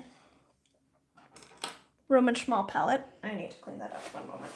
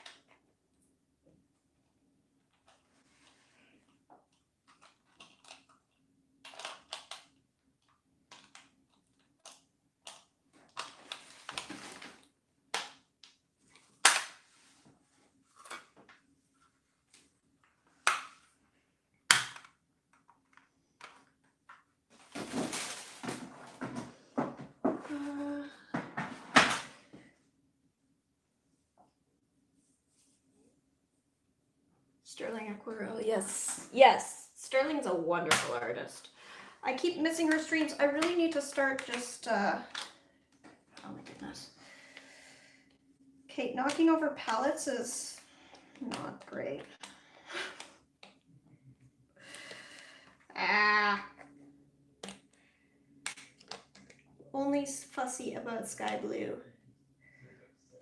See, I'm not fussy about my sky blues at all. No, I don't do a huge amount of landscape, but when I do landscapes, sky blue is where I throw all the things at the paper and make it gray, and it doesn't matter. But I also don't use like ceruleans and stuff. So like, if I go to my landscapes, got a few of them in here.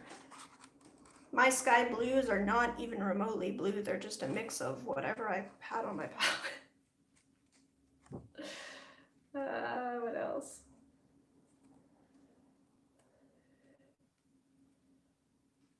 Yeah, I mean, you can see there's a little bit there. But I don't think I, like, in all of the time I was in Australia, I ever cleaned. I was just using a heavyweight tin, and I don't think I ever cleaned it. Here we go, here's another.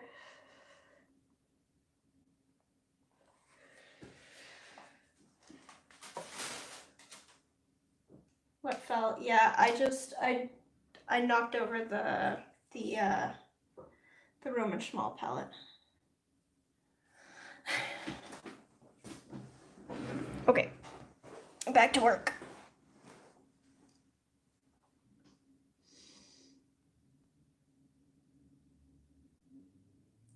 I wish I could find a non-granulating true cobalt blue light color. I don't mind the rest. I like painting with mud.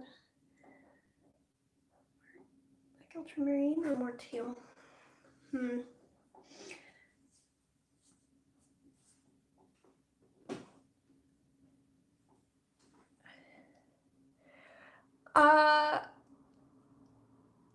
So there's a few hues, like, they're usually based on phthalo, but then they have white in them. So I think that Holbein has a few. And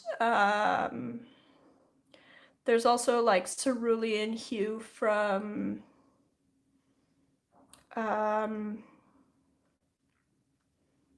what's it, from Schminke.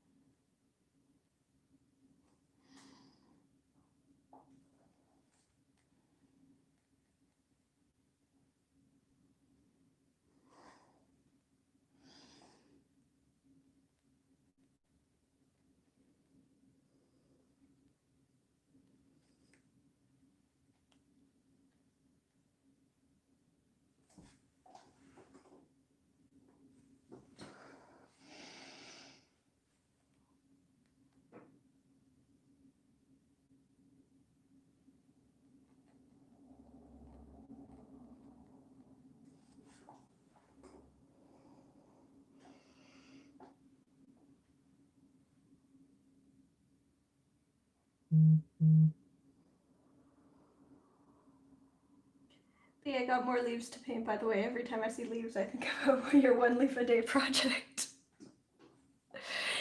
We went to the pharmacy the other day to get our flu shots on Wednesday, I want to say. Yeah, Wednesday. And on the way back, I was gathering leaves. And my husband was just saying, like, you're just never going to stop, are you? Just like, now whenever we go, you're like a little toddler gathering leaves. Yep, that's me.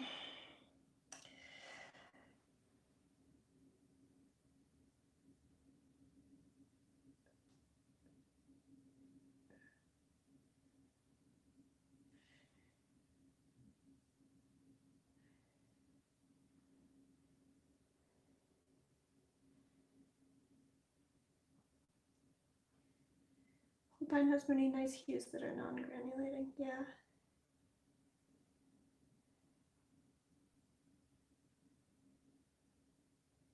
I'm famous? What did I do? Oh, we're talking about the leaf project. Okay. Sorry, I was a little confused there.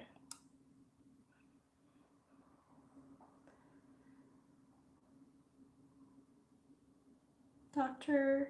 Otacano just put out video comparing multiple cerulean blues and hues. If it's any help. Cerulean blues. I don't really use cerulean blue a huge amount, but then I don't paint a lot of landscapes, so.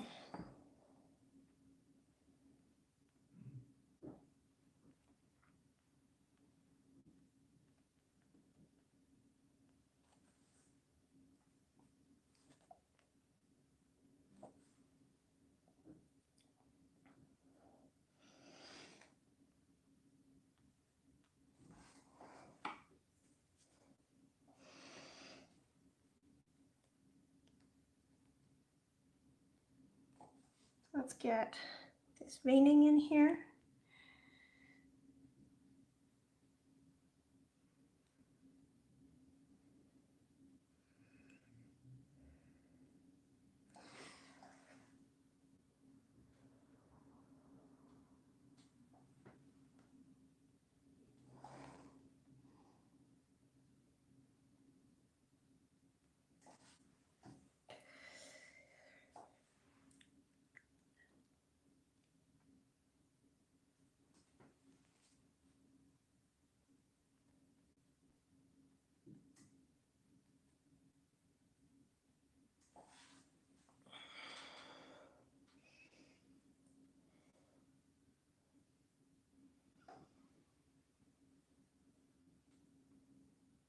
What's a good alternative for manganese blue? I don't have a good suggestion for you.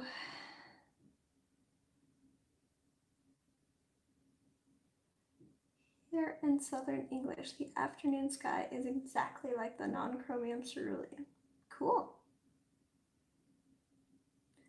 Cobalt turquoise light, I would say, mixed with a little phthalo green. Oddly. Back from dinner, catching the tail end. Yep. Welcome back, Quinn. Started scanning leaves so I can keep a record of the nice ones I find in the street. That's cool. Even that's not really that close. Thanks. Yeah, you can't get great, like you can't really match the granulation in anything as far as I can tell. PB17, which is also discontinued, is a match for the hue, but that's also discontinued, so that's not super helpful.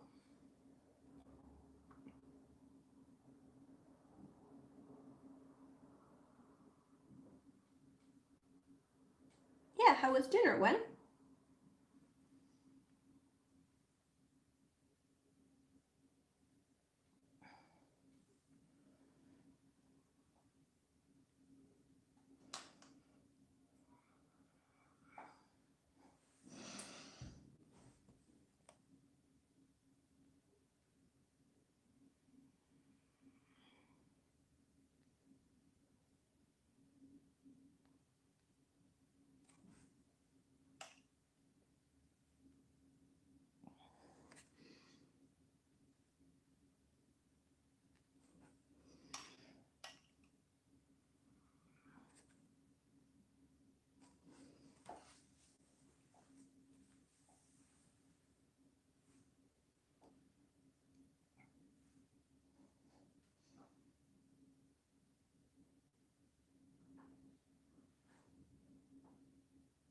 Six more days plus what Royal Mail takes, and I can see manganese blue in real life, along with the PO49, thanks to Dan. Woo!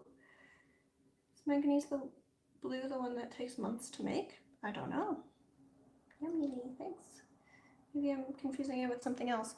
I think that manganese blue, the main issue with it is it's just very toxic.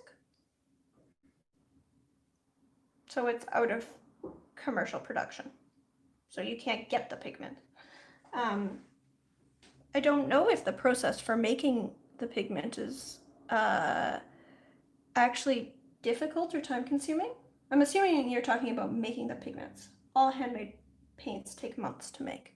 Oh, okay, we're talking about the paint itself. Yes, paints take a long time to make. To cure, mostly. Is it toxic or polluting? It's toxic.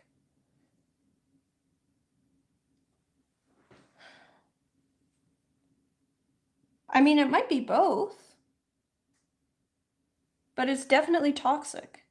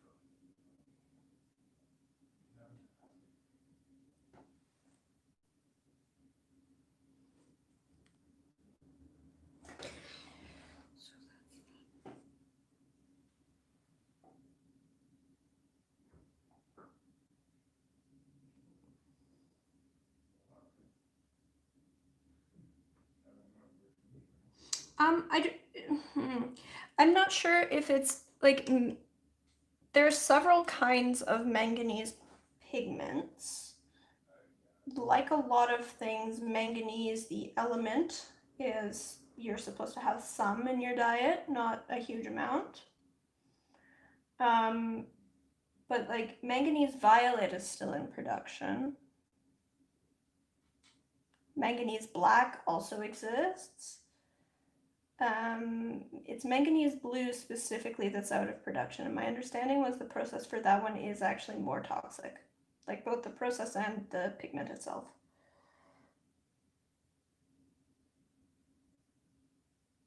Which one was it that was made by mixing on the frozen soil for like 2 months in the north of England by only one guy? Can't remember the pigment now. I have no idea, but that sounds really cool. There is whoever Cornelissen gets theirs from, and there's a new maker in Germany.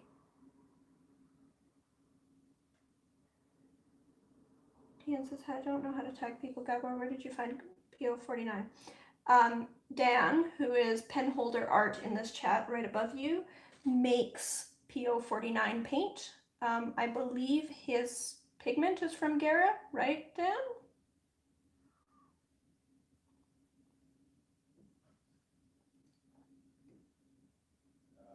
I also have a PO49 dispersion, and while trying to figure out what I was going to do with today's stream, I actually considered mulling it on stream. So maybe I'll do that a different day. I'm posting it on Discord. Sounds good.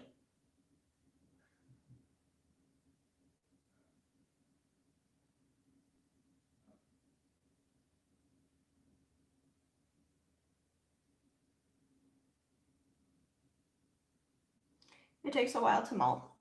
I can imagine. Dan, do you have the powder or the dispersion?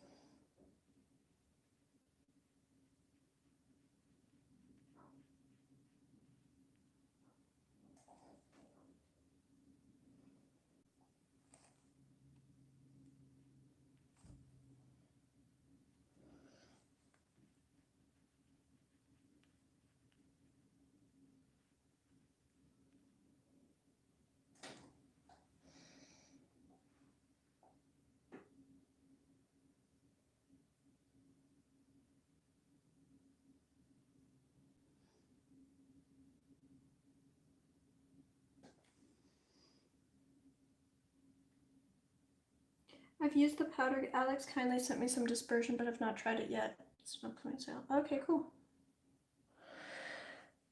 Cool.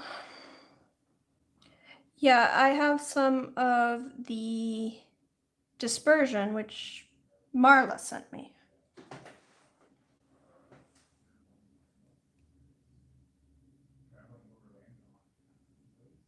And I haven't used it.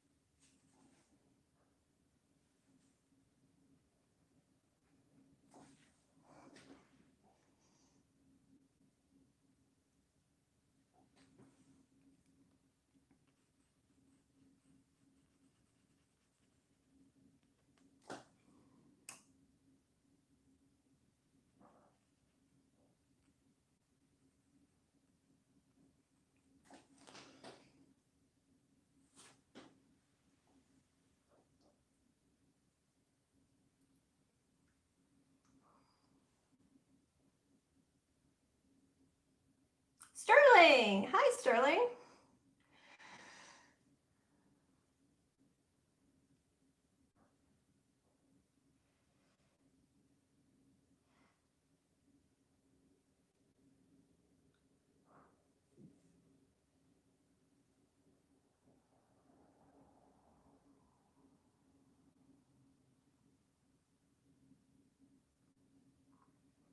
Do with 5 gallons of acrylic polymer. That's a lot of acrylic polymer.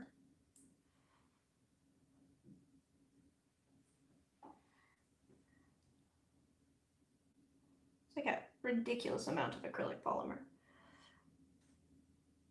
Need some of that penholder art. Manganese blue. It's beautiful. Oh my goodness.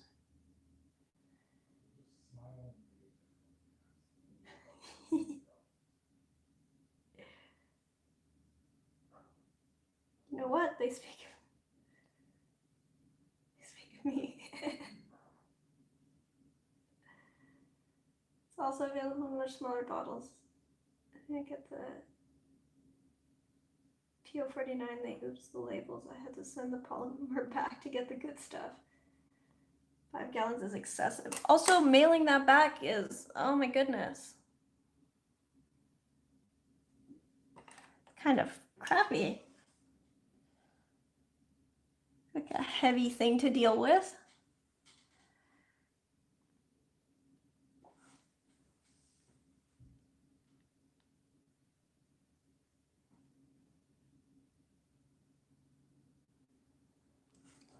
Oh, Alex, I wanted to show you something while we're on here.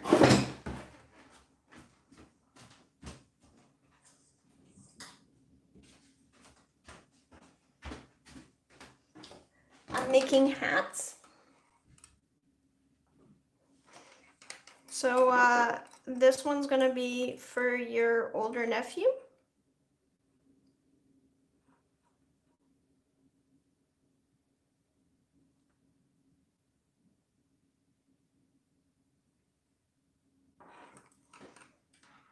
And it's gonna be striped, so the gray and the green, and then I'm gonna make it like, you know what the pussy hat design is? That it's like a square, and then the corners of the square make the ears. So it'll be that, except striped. And then for the other two hats, I'm gonna do different designs, but then they'll also have ears.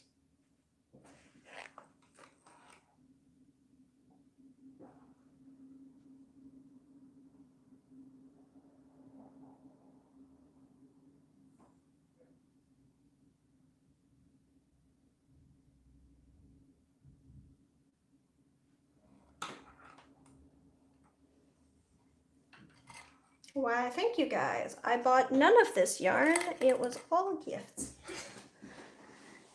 Baby things? Yes, yes, yes, yes. So these are the baby things. So this is, well, this is the I'm a big kid now thing, but then the others will be baby things.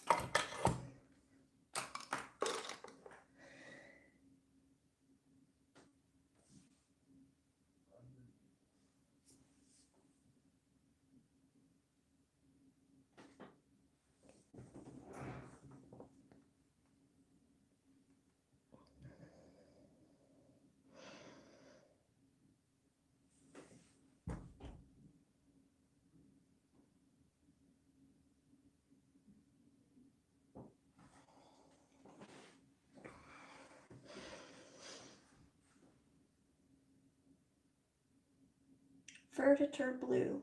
Oh, fascinating.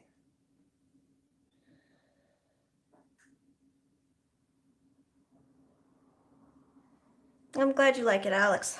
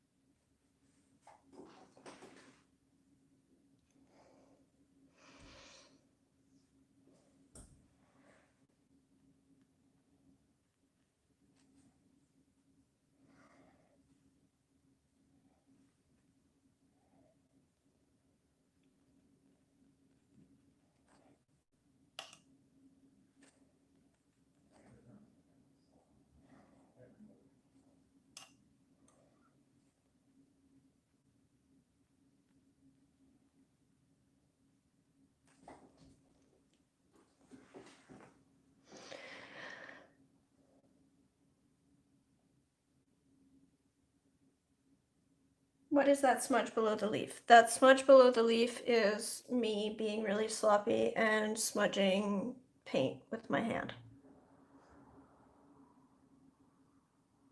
But luckily this is a sketchbook, so nobody cares. It was right at the beginning. I barely even put any paint on the page and I put that smudge down. Did I show you the Halloween picture of Baby and Puppy? They were cute skeletons. You did show me the picture. Because I think right after I sent the picture of my nephew.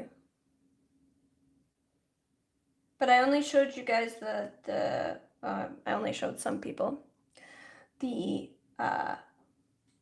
picture of my nephew dressed up as a spider. My sister also sent a picture where she put him inside a pumpkin, like they carved a pumpkin and they put 2 holes in it and they sat the baby in it.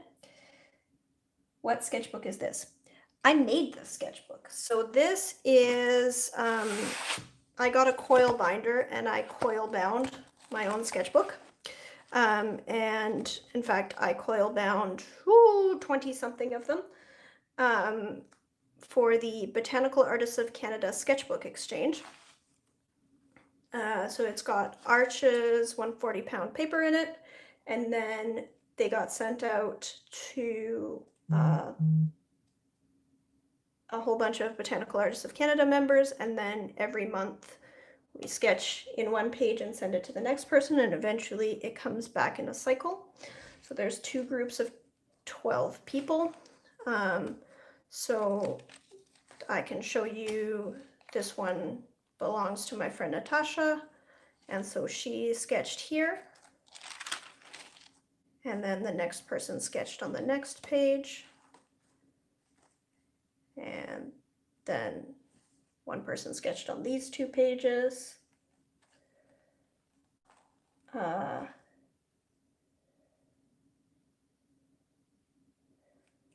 And then there's this one.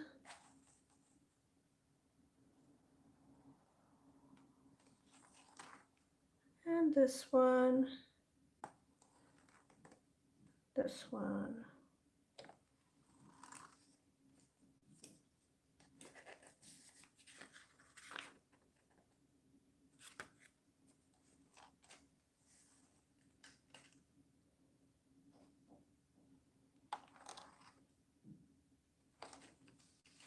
Yeah, I mean, I'm about to be done with this project, and I would be happy to do a sketchbook exchange with all of you guys. Do you want me to start something up on the Discord?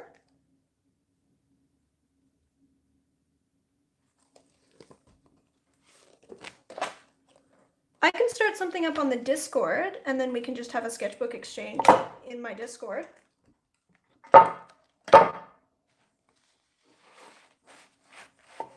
And they don't have to all be botanicals. Like the botanical sketchbook is really cool. But then the neat thing is when you're done, then each person gets a sketchbook back that has art from all the people.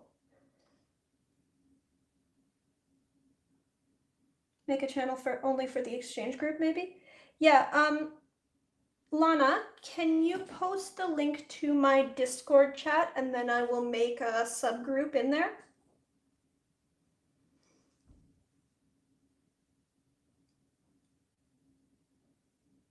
Sorry, I once again forgot to put it in the video description.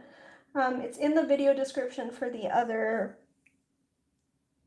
for my other live streams. Thanks.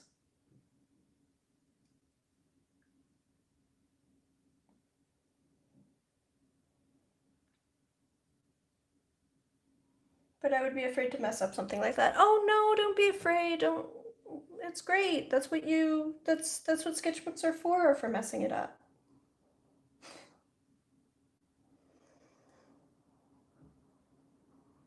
Use Discord. Thank you. Thanks, Lana.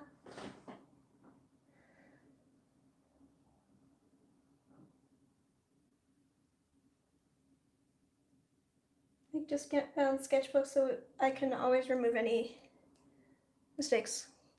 Yeah.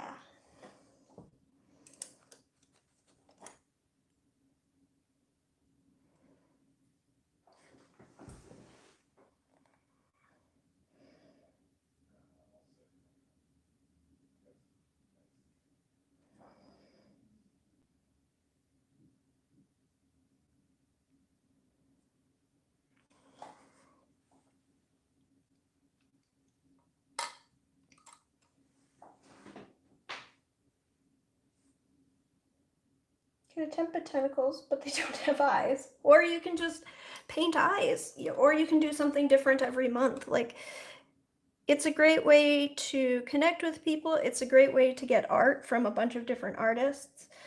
Um,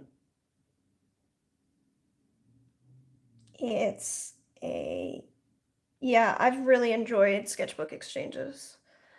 And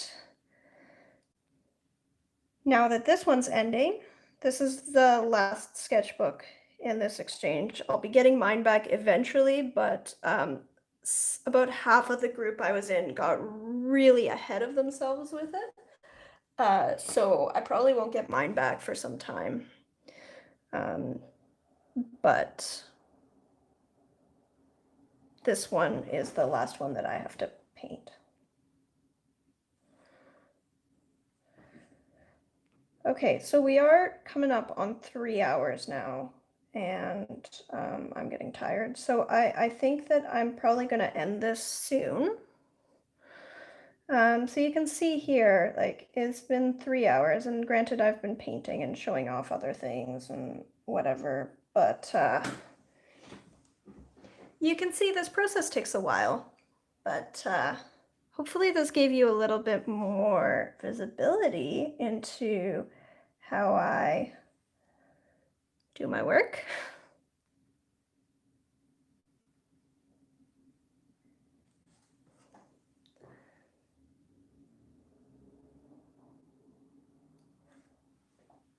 Oh, 2.5 hours. Right, you're right. No, sorry. Okay, I can keep going. Right, I started a half hour late.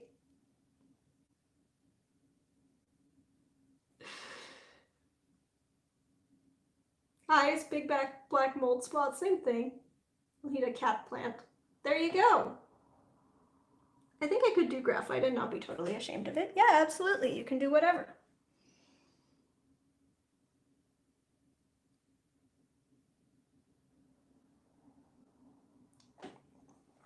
Okay, yeah. So I've just been reminded that I started this late. So yes, I will keep going. Just a little while. Just a little while longer.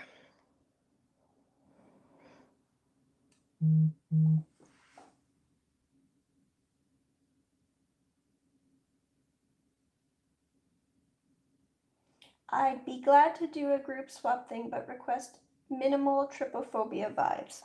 Okay, cool. I will not paint lotus pods.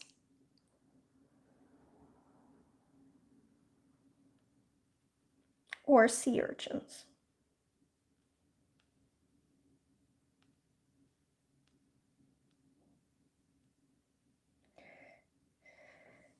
Actually, that's the other thing, is if we don't have a theme, or even if we do, I think it'd be pretty cool if, you know, individual people have specific preferences or thoughts on what they'd like in their sketchbook, that you can, like, you know, don't limit other participants, but wouldn't it be neat if, like, for example, we know that Ev likes cats. So if we're painting an Ev sketchbook, like, I can totally see that's the sketchbook where I would be interested in painting cats.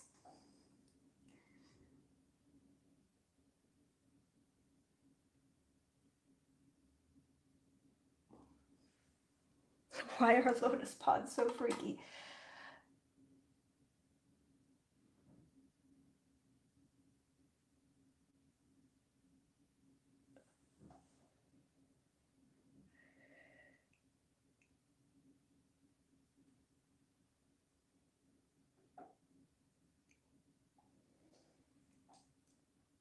Sorry, Ev,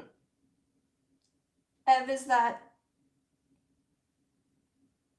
is that a comment or a question? Lotus pods have all sorts of holes in them, and then little seeds inside the holes, so they look, it's a trypophobia thing. It wasn't. I do love cats. Yeah, I know that. I was questioning the lotus pods question.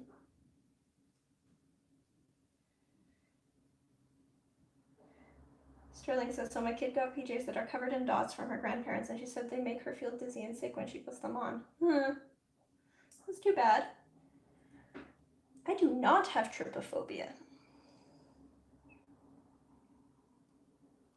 Speaking of sketchbooks, I shared my painting I did during the stream on Discord. Good, that sounds great.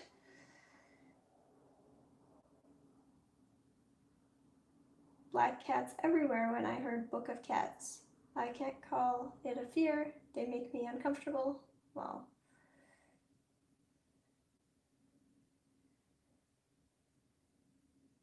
Oh yeah, I'm trypophobic. I'm like, why didn't nature make lotus pots like that? They're so soft if only they fit me. Oh, you could also burn the PJs. Okay, Alex. Wow. Pyromania much?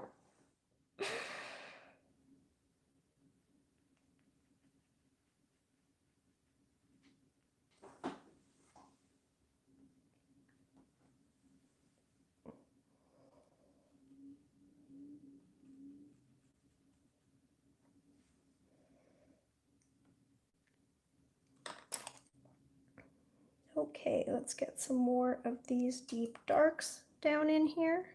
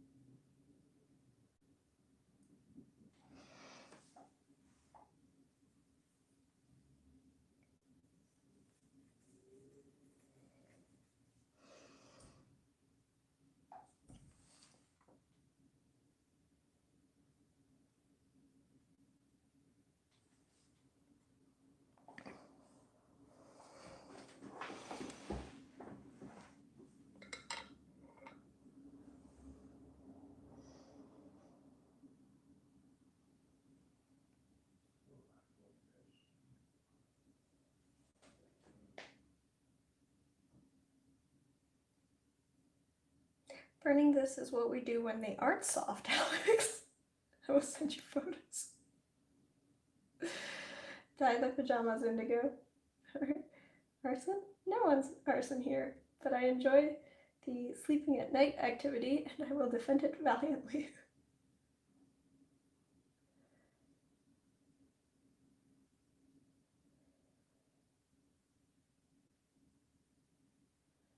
Not enough pigment plus pricey.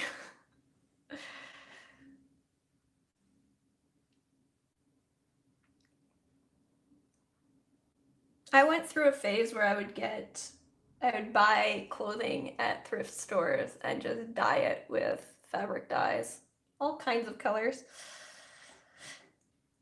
Like, oh, I'm gonna get a bright yellow t-shirt and dye it with blue so it turns green.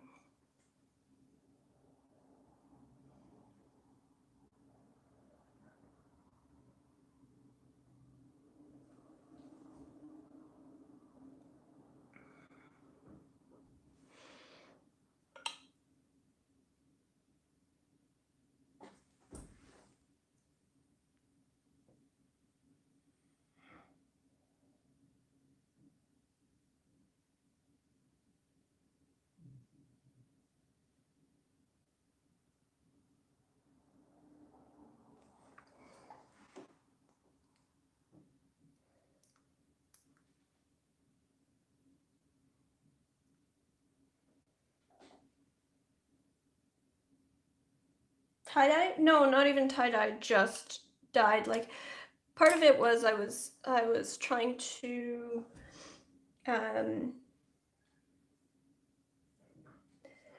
like, I prefer to buy my clothing from thrift stores if I can. I feel like there's so much in the world already that, like, making more stuff isn't really necessary. But and I also I'm fussy about, I guess, kind of like I'm fussy about my pigments and I'm fussy about my brushes and I'm fussy about my paper. I'm also fussy about fibers. Like, I prefer natural fibers, especially for like sweaters and stuff. I prefer wool.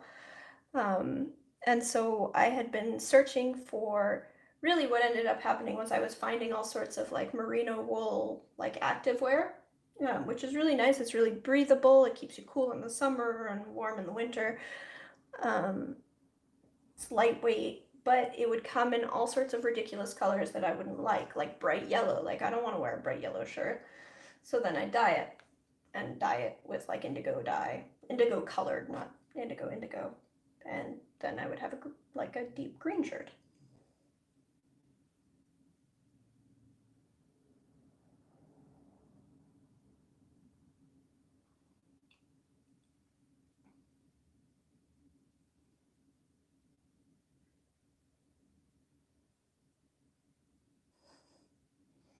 Remember back in the day when buying a pack of cigarettes automatically got you a free book of matches? Sorry, Unfiltered today. My fear of spiders faded and the triple gained prominence. Wow, Alex, dyed cheap clothes too. I was stung by a bee when a young boy, so I have a bit of a stripophobia. There. I think it would be fun if I sent a sketchbook around and had everyone paint on it and put a stamp on the front from their country on the front with their location under it. Make it super 1920s suitcase. That would be pretty cool. Yeah, I mean, we can talk about what the logistics of this are. Like, do we want to start right away with the post being so delayed everywhere? And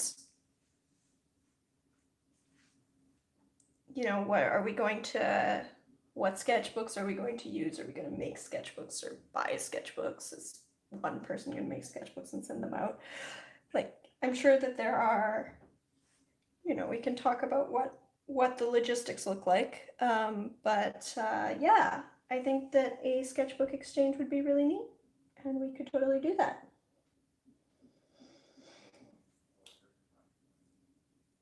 Logistics is not my forte. Throw a sketchbook into the wild. You know, I'm really good at planning things once. And I'm like, yeah, I have this great idea. I'm gonna sort out all the details, and then I do that, and then like actually keeping up with it and you know, making sure that I send the sketchbook out on time every month. That's where I start not being so good, but I'll do my best. Forte. Good job. Yes.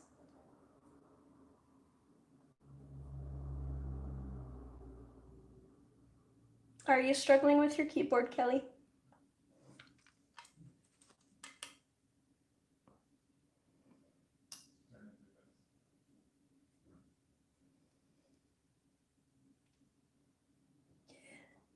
Wen says, I've been having fun altering my plain t-shirts, pillowcases, etc. with Derwent Ink Tense pencils, rewashing. I haven't done yet to see if it works. Oh, that's really cool.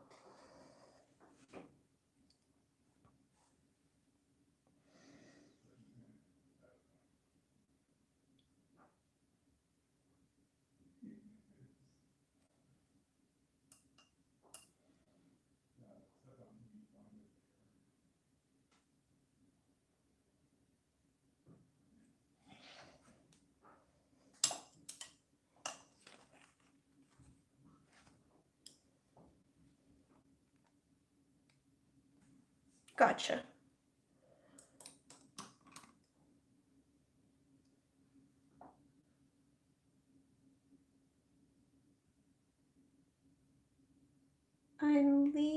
plump body.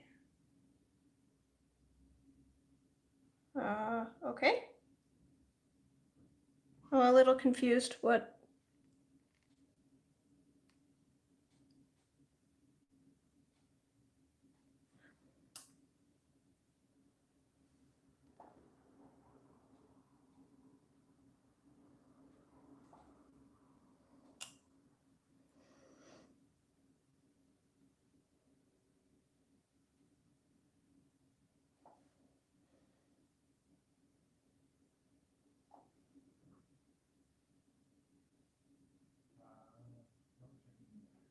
Oh, you're saying that you also struggle with like keeping up with things.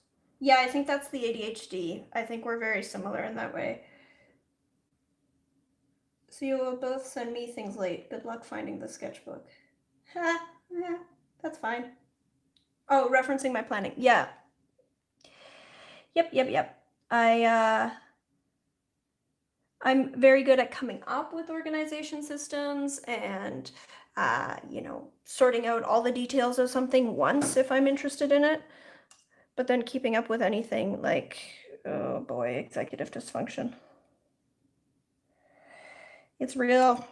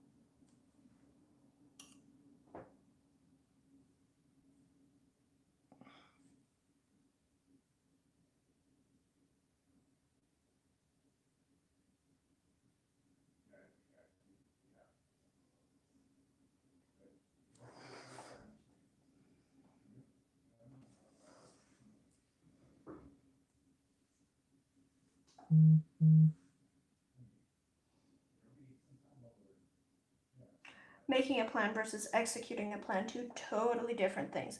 Yeah. So I'm great at making plans and then delegating them. If I can get to the part where I delegate and someone else executes them, it's great. And so I have a few friends who have been really wonderful where we work together and they're just overwhelmed by like decisions and whatever, and that's where the impulsivity and the hyper focus really, really helps, where I can plan things really well once. Executing, different thing altogether. But if it's something that I'm interested in, like, we need to, I've done a few things with friends where like we organized a project for local artists to put out greeting cards. We did a set of greeting cards, and someone else did all of the actually calling people and scheduling and talking to stores and all of that. But I priced them and figured out layout and where we were going to go and all of this stuff. And yeah.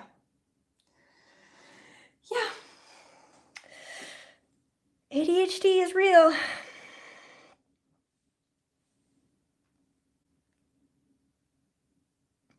It's nice to have that to understand what's going on in my brain,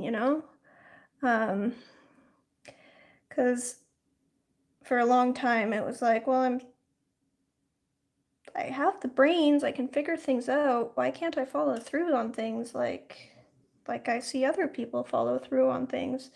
And just to know like where my challenges are, what I'm going to be good at, what is going to be more of a struggle for me, and then like being able to adapt to that has been super helpful.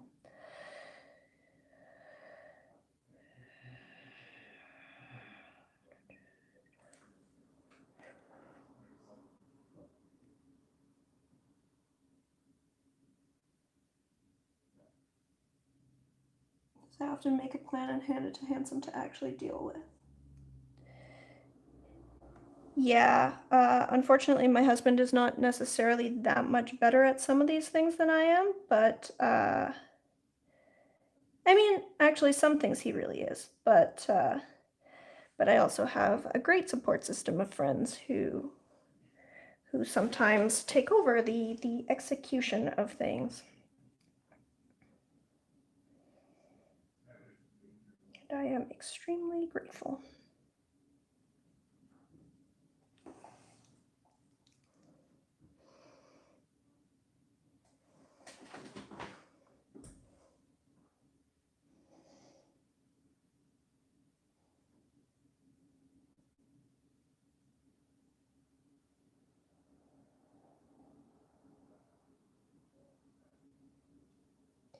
I made this plan many times to draw or paint every day.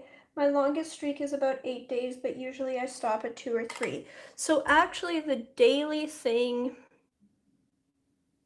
it helps if I commit. If I tell the world, you know, I'm going to do this every day, but actually I do really well with, you know, a specific task that I need to do. Where I struggle is if there's a whole bunch of different things that I have to do, like prioritizing and finding the motivation to, first I need to call this person, then I need to do this, then I need to put this together, then like, oh, I can write down a plan for that really well, but when it comes to actually doing that, not so good. Enjoy your meal, Stephen. Take care. Whew.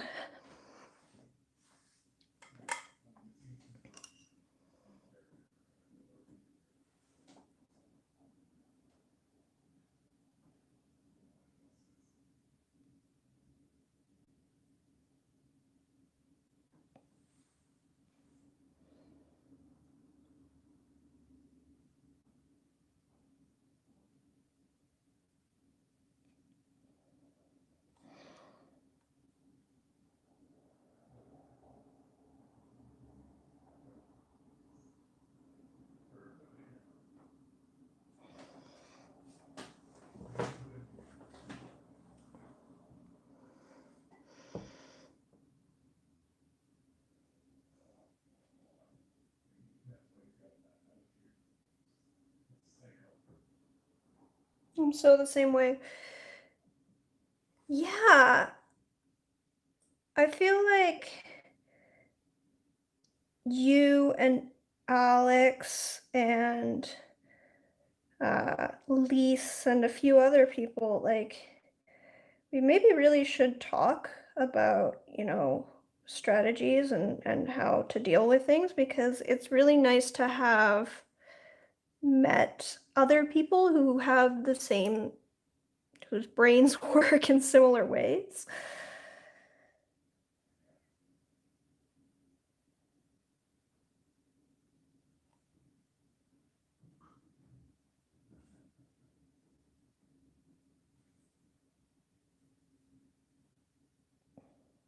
Because it can feel really isolating to, you know, you see other people functioning in a certain way and you just cannot get your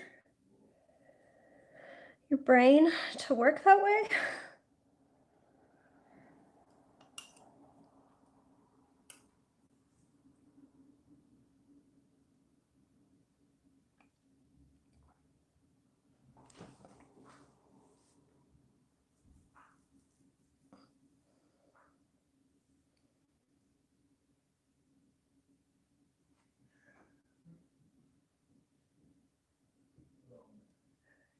I find that the planning part is like solving a puzzle. Once it is planned, there's very little incentive solving it again by doing it. Yes, yes, exactly. Exactly. That's exactly it. Is I can, like, I find that planning things once is like, that's engaging and I can really get into it and then I've made the plan. But then, yeah, like it just feels so much harder, so much more tedious to actually just like follow those things. Like, okay, I already did it. Like, you want me to call these 12 people? Oh, it looks like a real leafly. Thank you.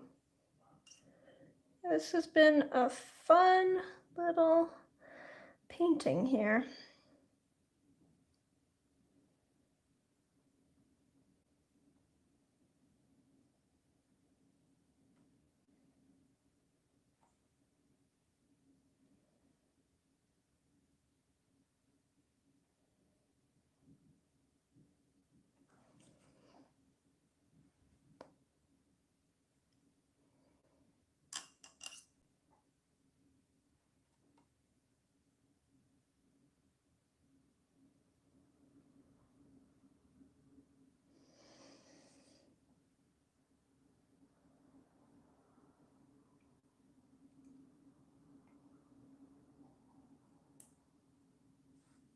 Says usually my pain points or major roadblocks are PTSD related, but I'm happy to swap secrets if anyone is curious on the methods to the madness. Yeah, I'm also, I guess, curious about, I mean, if you're willing to discuss what PTSD actually looks like for you. Because I wonder how much correlation or overlap there is with anxiety and particularly like panic disorder.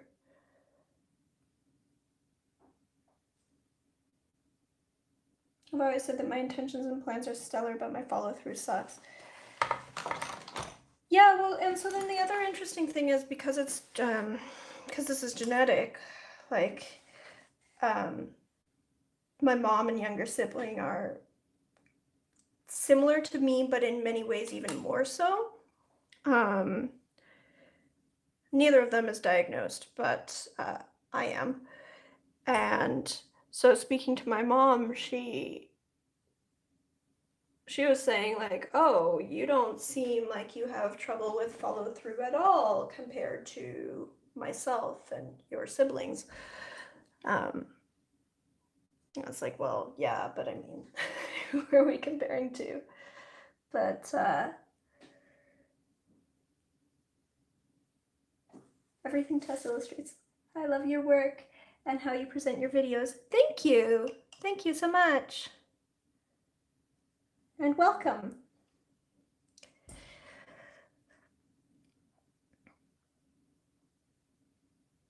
Sorry, what were we saying?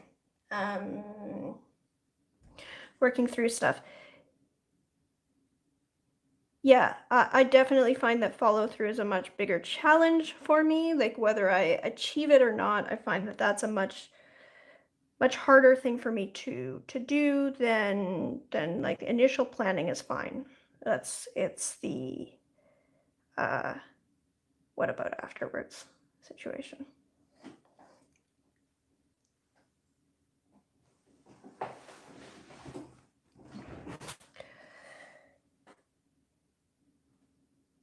Thanks a lot for the stream, Lee, and thanks for having me. Thank you, Paolo. Bye, chat. Sorry if I was a meanie. What?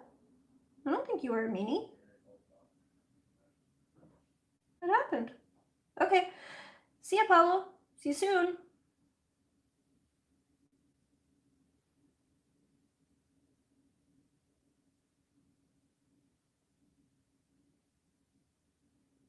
That's what's so weird about me. My parents did not have these traits. It makes me wonder where I come from.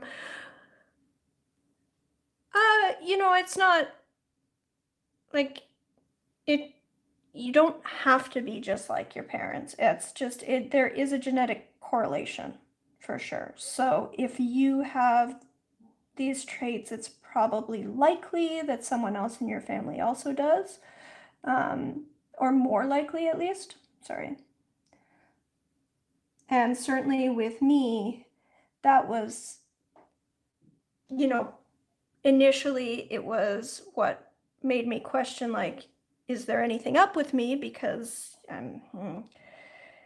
you know, I have, if anything, a milder presentation, at least outwardly, than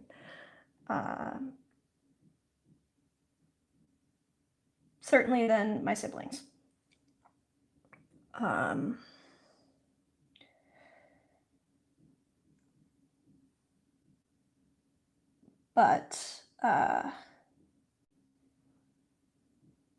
But then on the other hand, just knowing that, oh, well, wait a minute. Like if I have this, then it's likely that it's the same, and maybe mine presents a little differently or isn't as obvious, but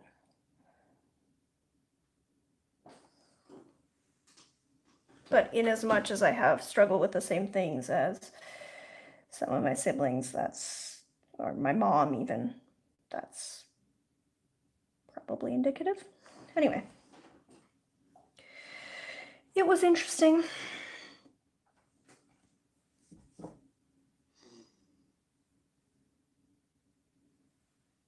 It is weird figuring out, like, oh, how do other people's brains work?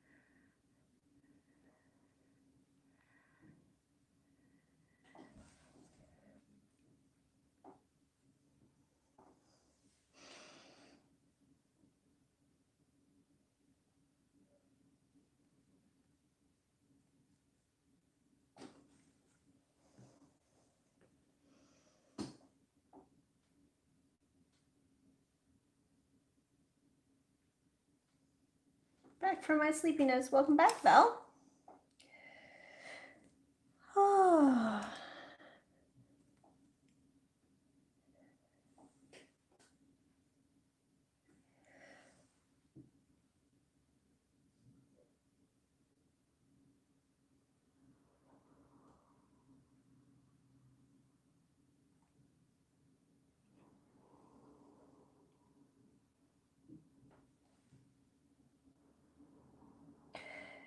All right, well,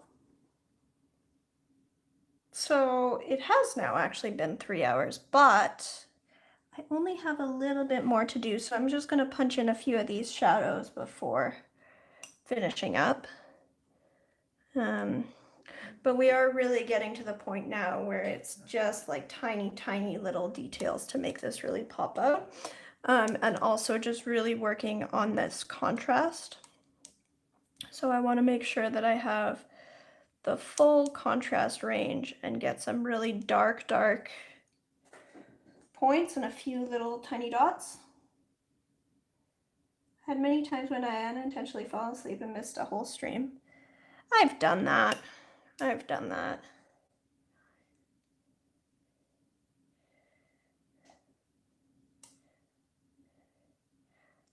Streams are just so relaxing.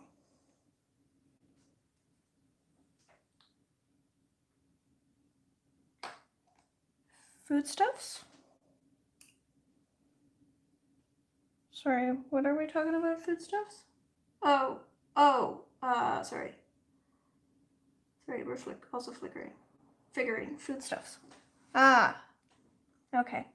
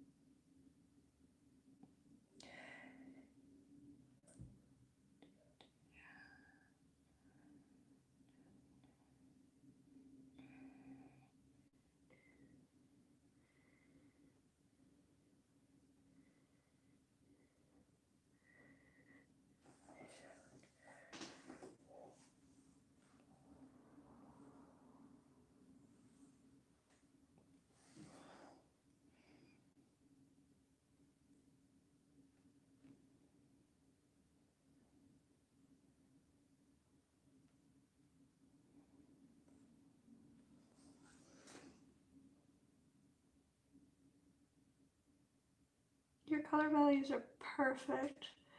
I'm sorry if you have already mentioned as I've joined later, but what watercolor paper are you using today? This is Arches 140-pound hot press.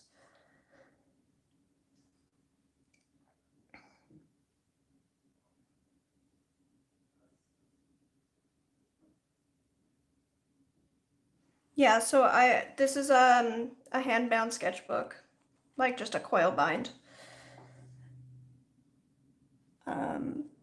And I got arches and sheets and cut it up, put it in the binding.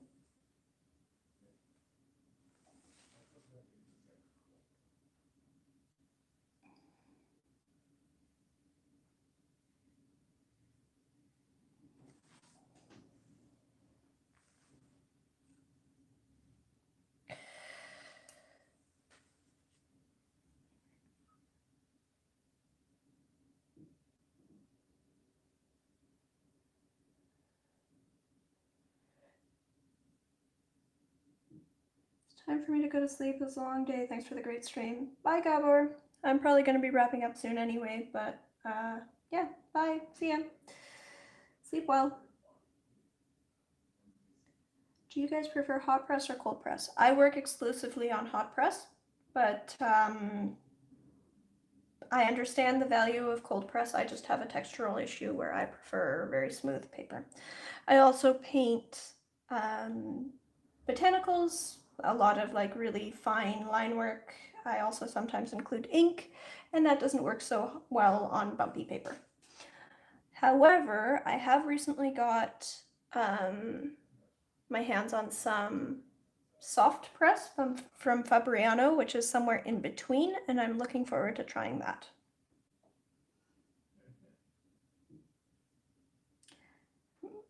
Still trying to work out what kind of watercolor paper I prefer, but I think I like smooth too.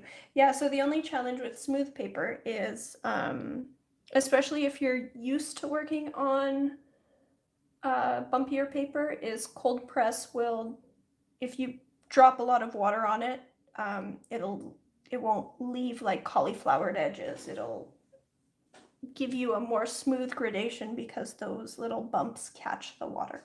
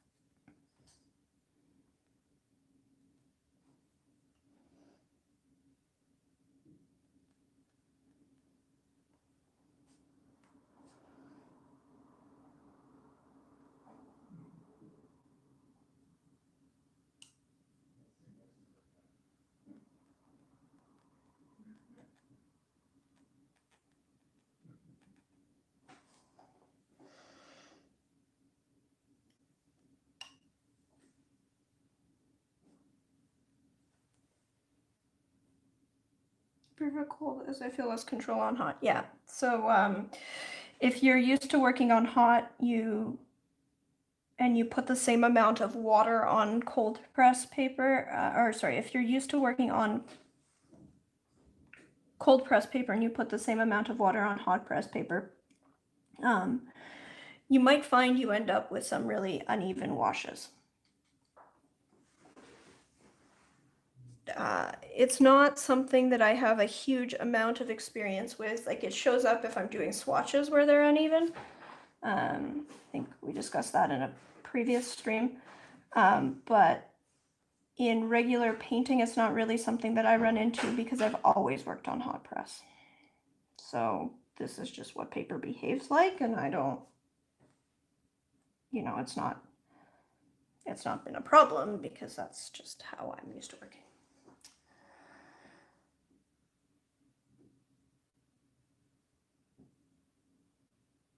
Hot press looks so bad when the paint is wet. I'm always terrified it has spilled already. Oh. beautiful textures there in old crinkly leaves, and I think you really have captured it beautifully. Thank you so much. Hi, foodstuffs equals what's for dinner? What's for dinner, Alex? Indeed, good question. I would also love to know.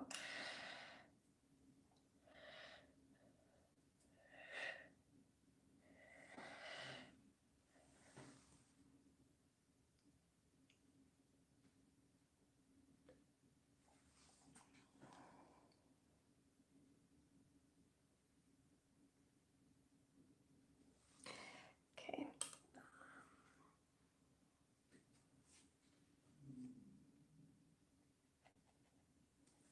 Okay.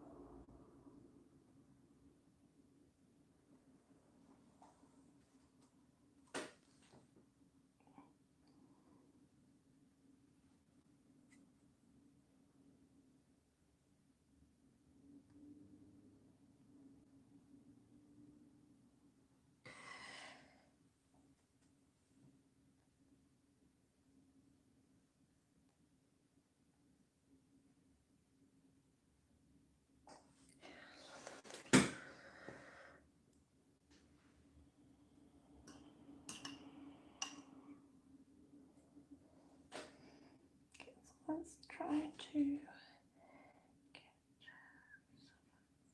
some of these in.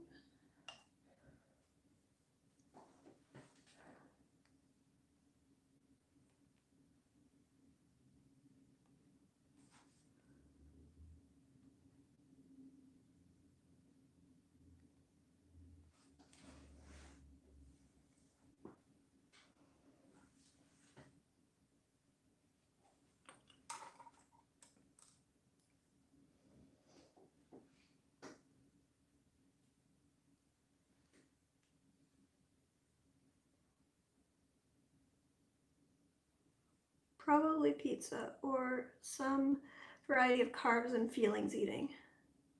From my experience, cold had always been more sturdier. Again, I can't really speak to that as I always paint on hot.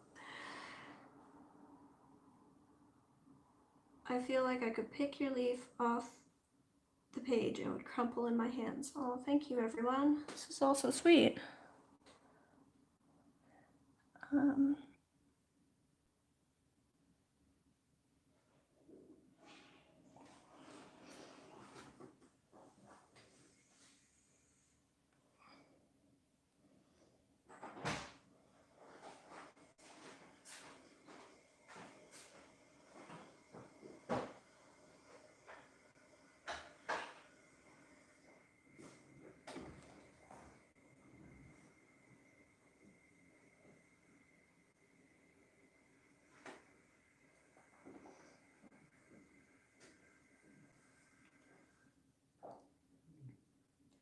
You're still going? Wow. Yeah, I'm probably ending very, very soon though. So now would be a good time. Ev, can you drop another link to the Discord for anyone who, to my Discord, to anyone who wants it. Please remember to like the like the stream if you enjoyed this. It really helps the channel. Yeah. And I'll take any questions in the last 10 minutes or so, and then I'll be off.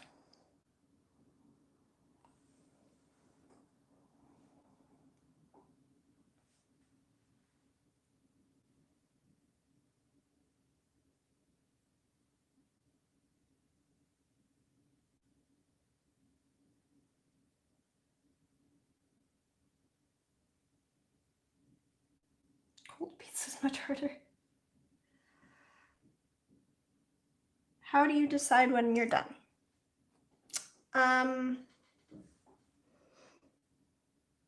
When I don't feel like working anymore.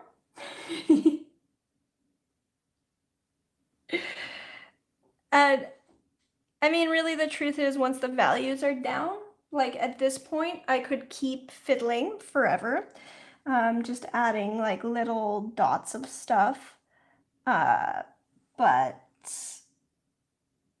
it's not really necessary. It's at that point, it's just a,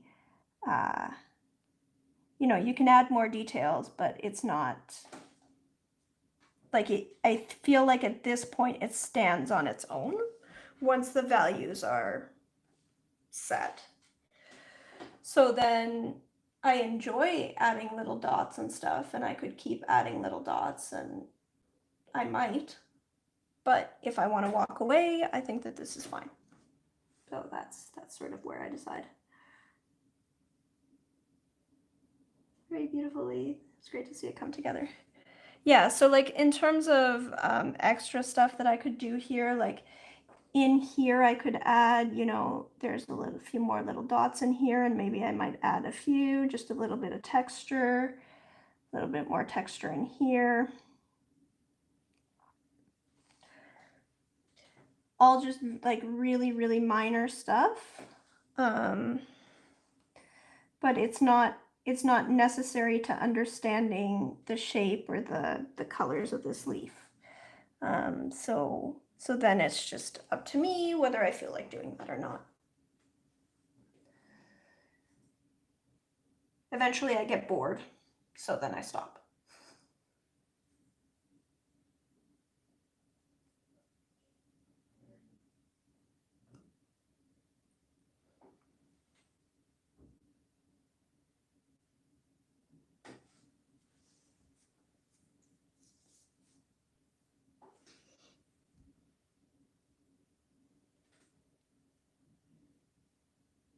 Cold pineapple pizza because I have good taste. Thanks, Suzanne.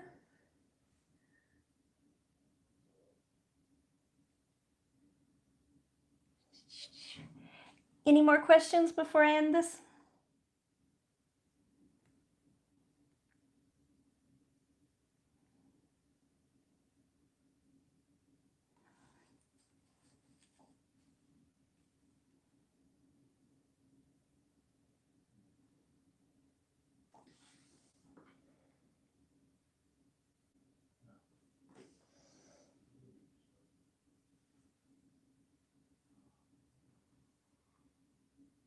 What will you do with your model leaf when you're done? I will toss it into my planter outside. Do you worship the flying spaghetti monster? Yes.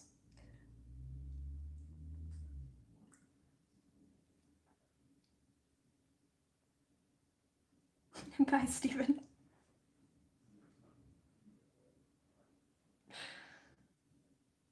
All right, bye everyone. I'll see you next week. I think this is it for me. Bye-bye. And yeah, don't forget to hit like, subscribe, join my Discord to chat throughout the week, and we'll maybe set up a sketchbook exchange of our own. Bye everyone.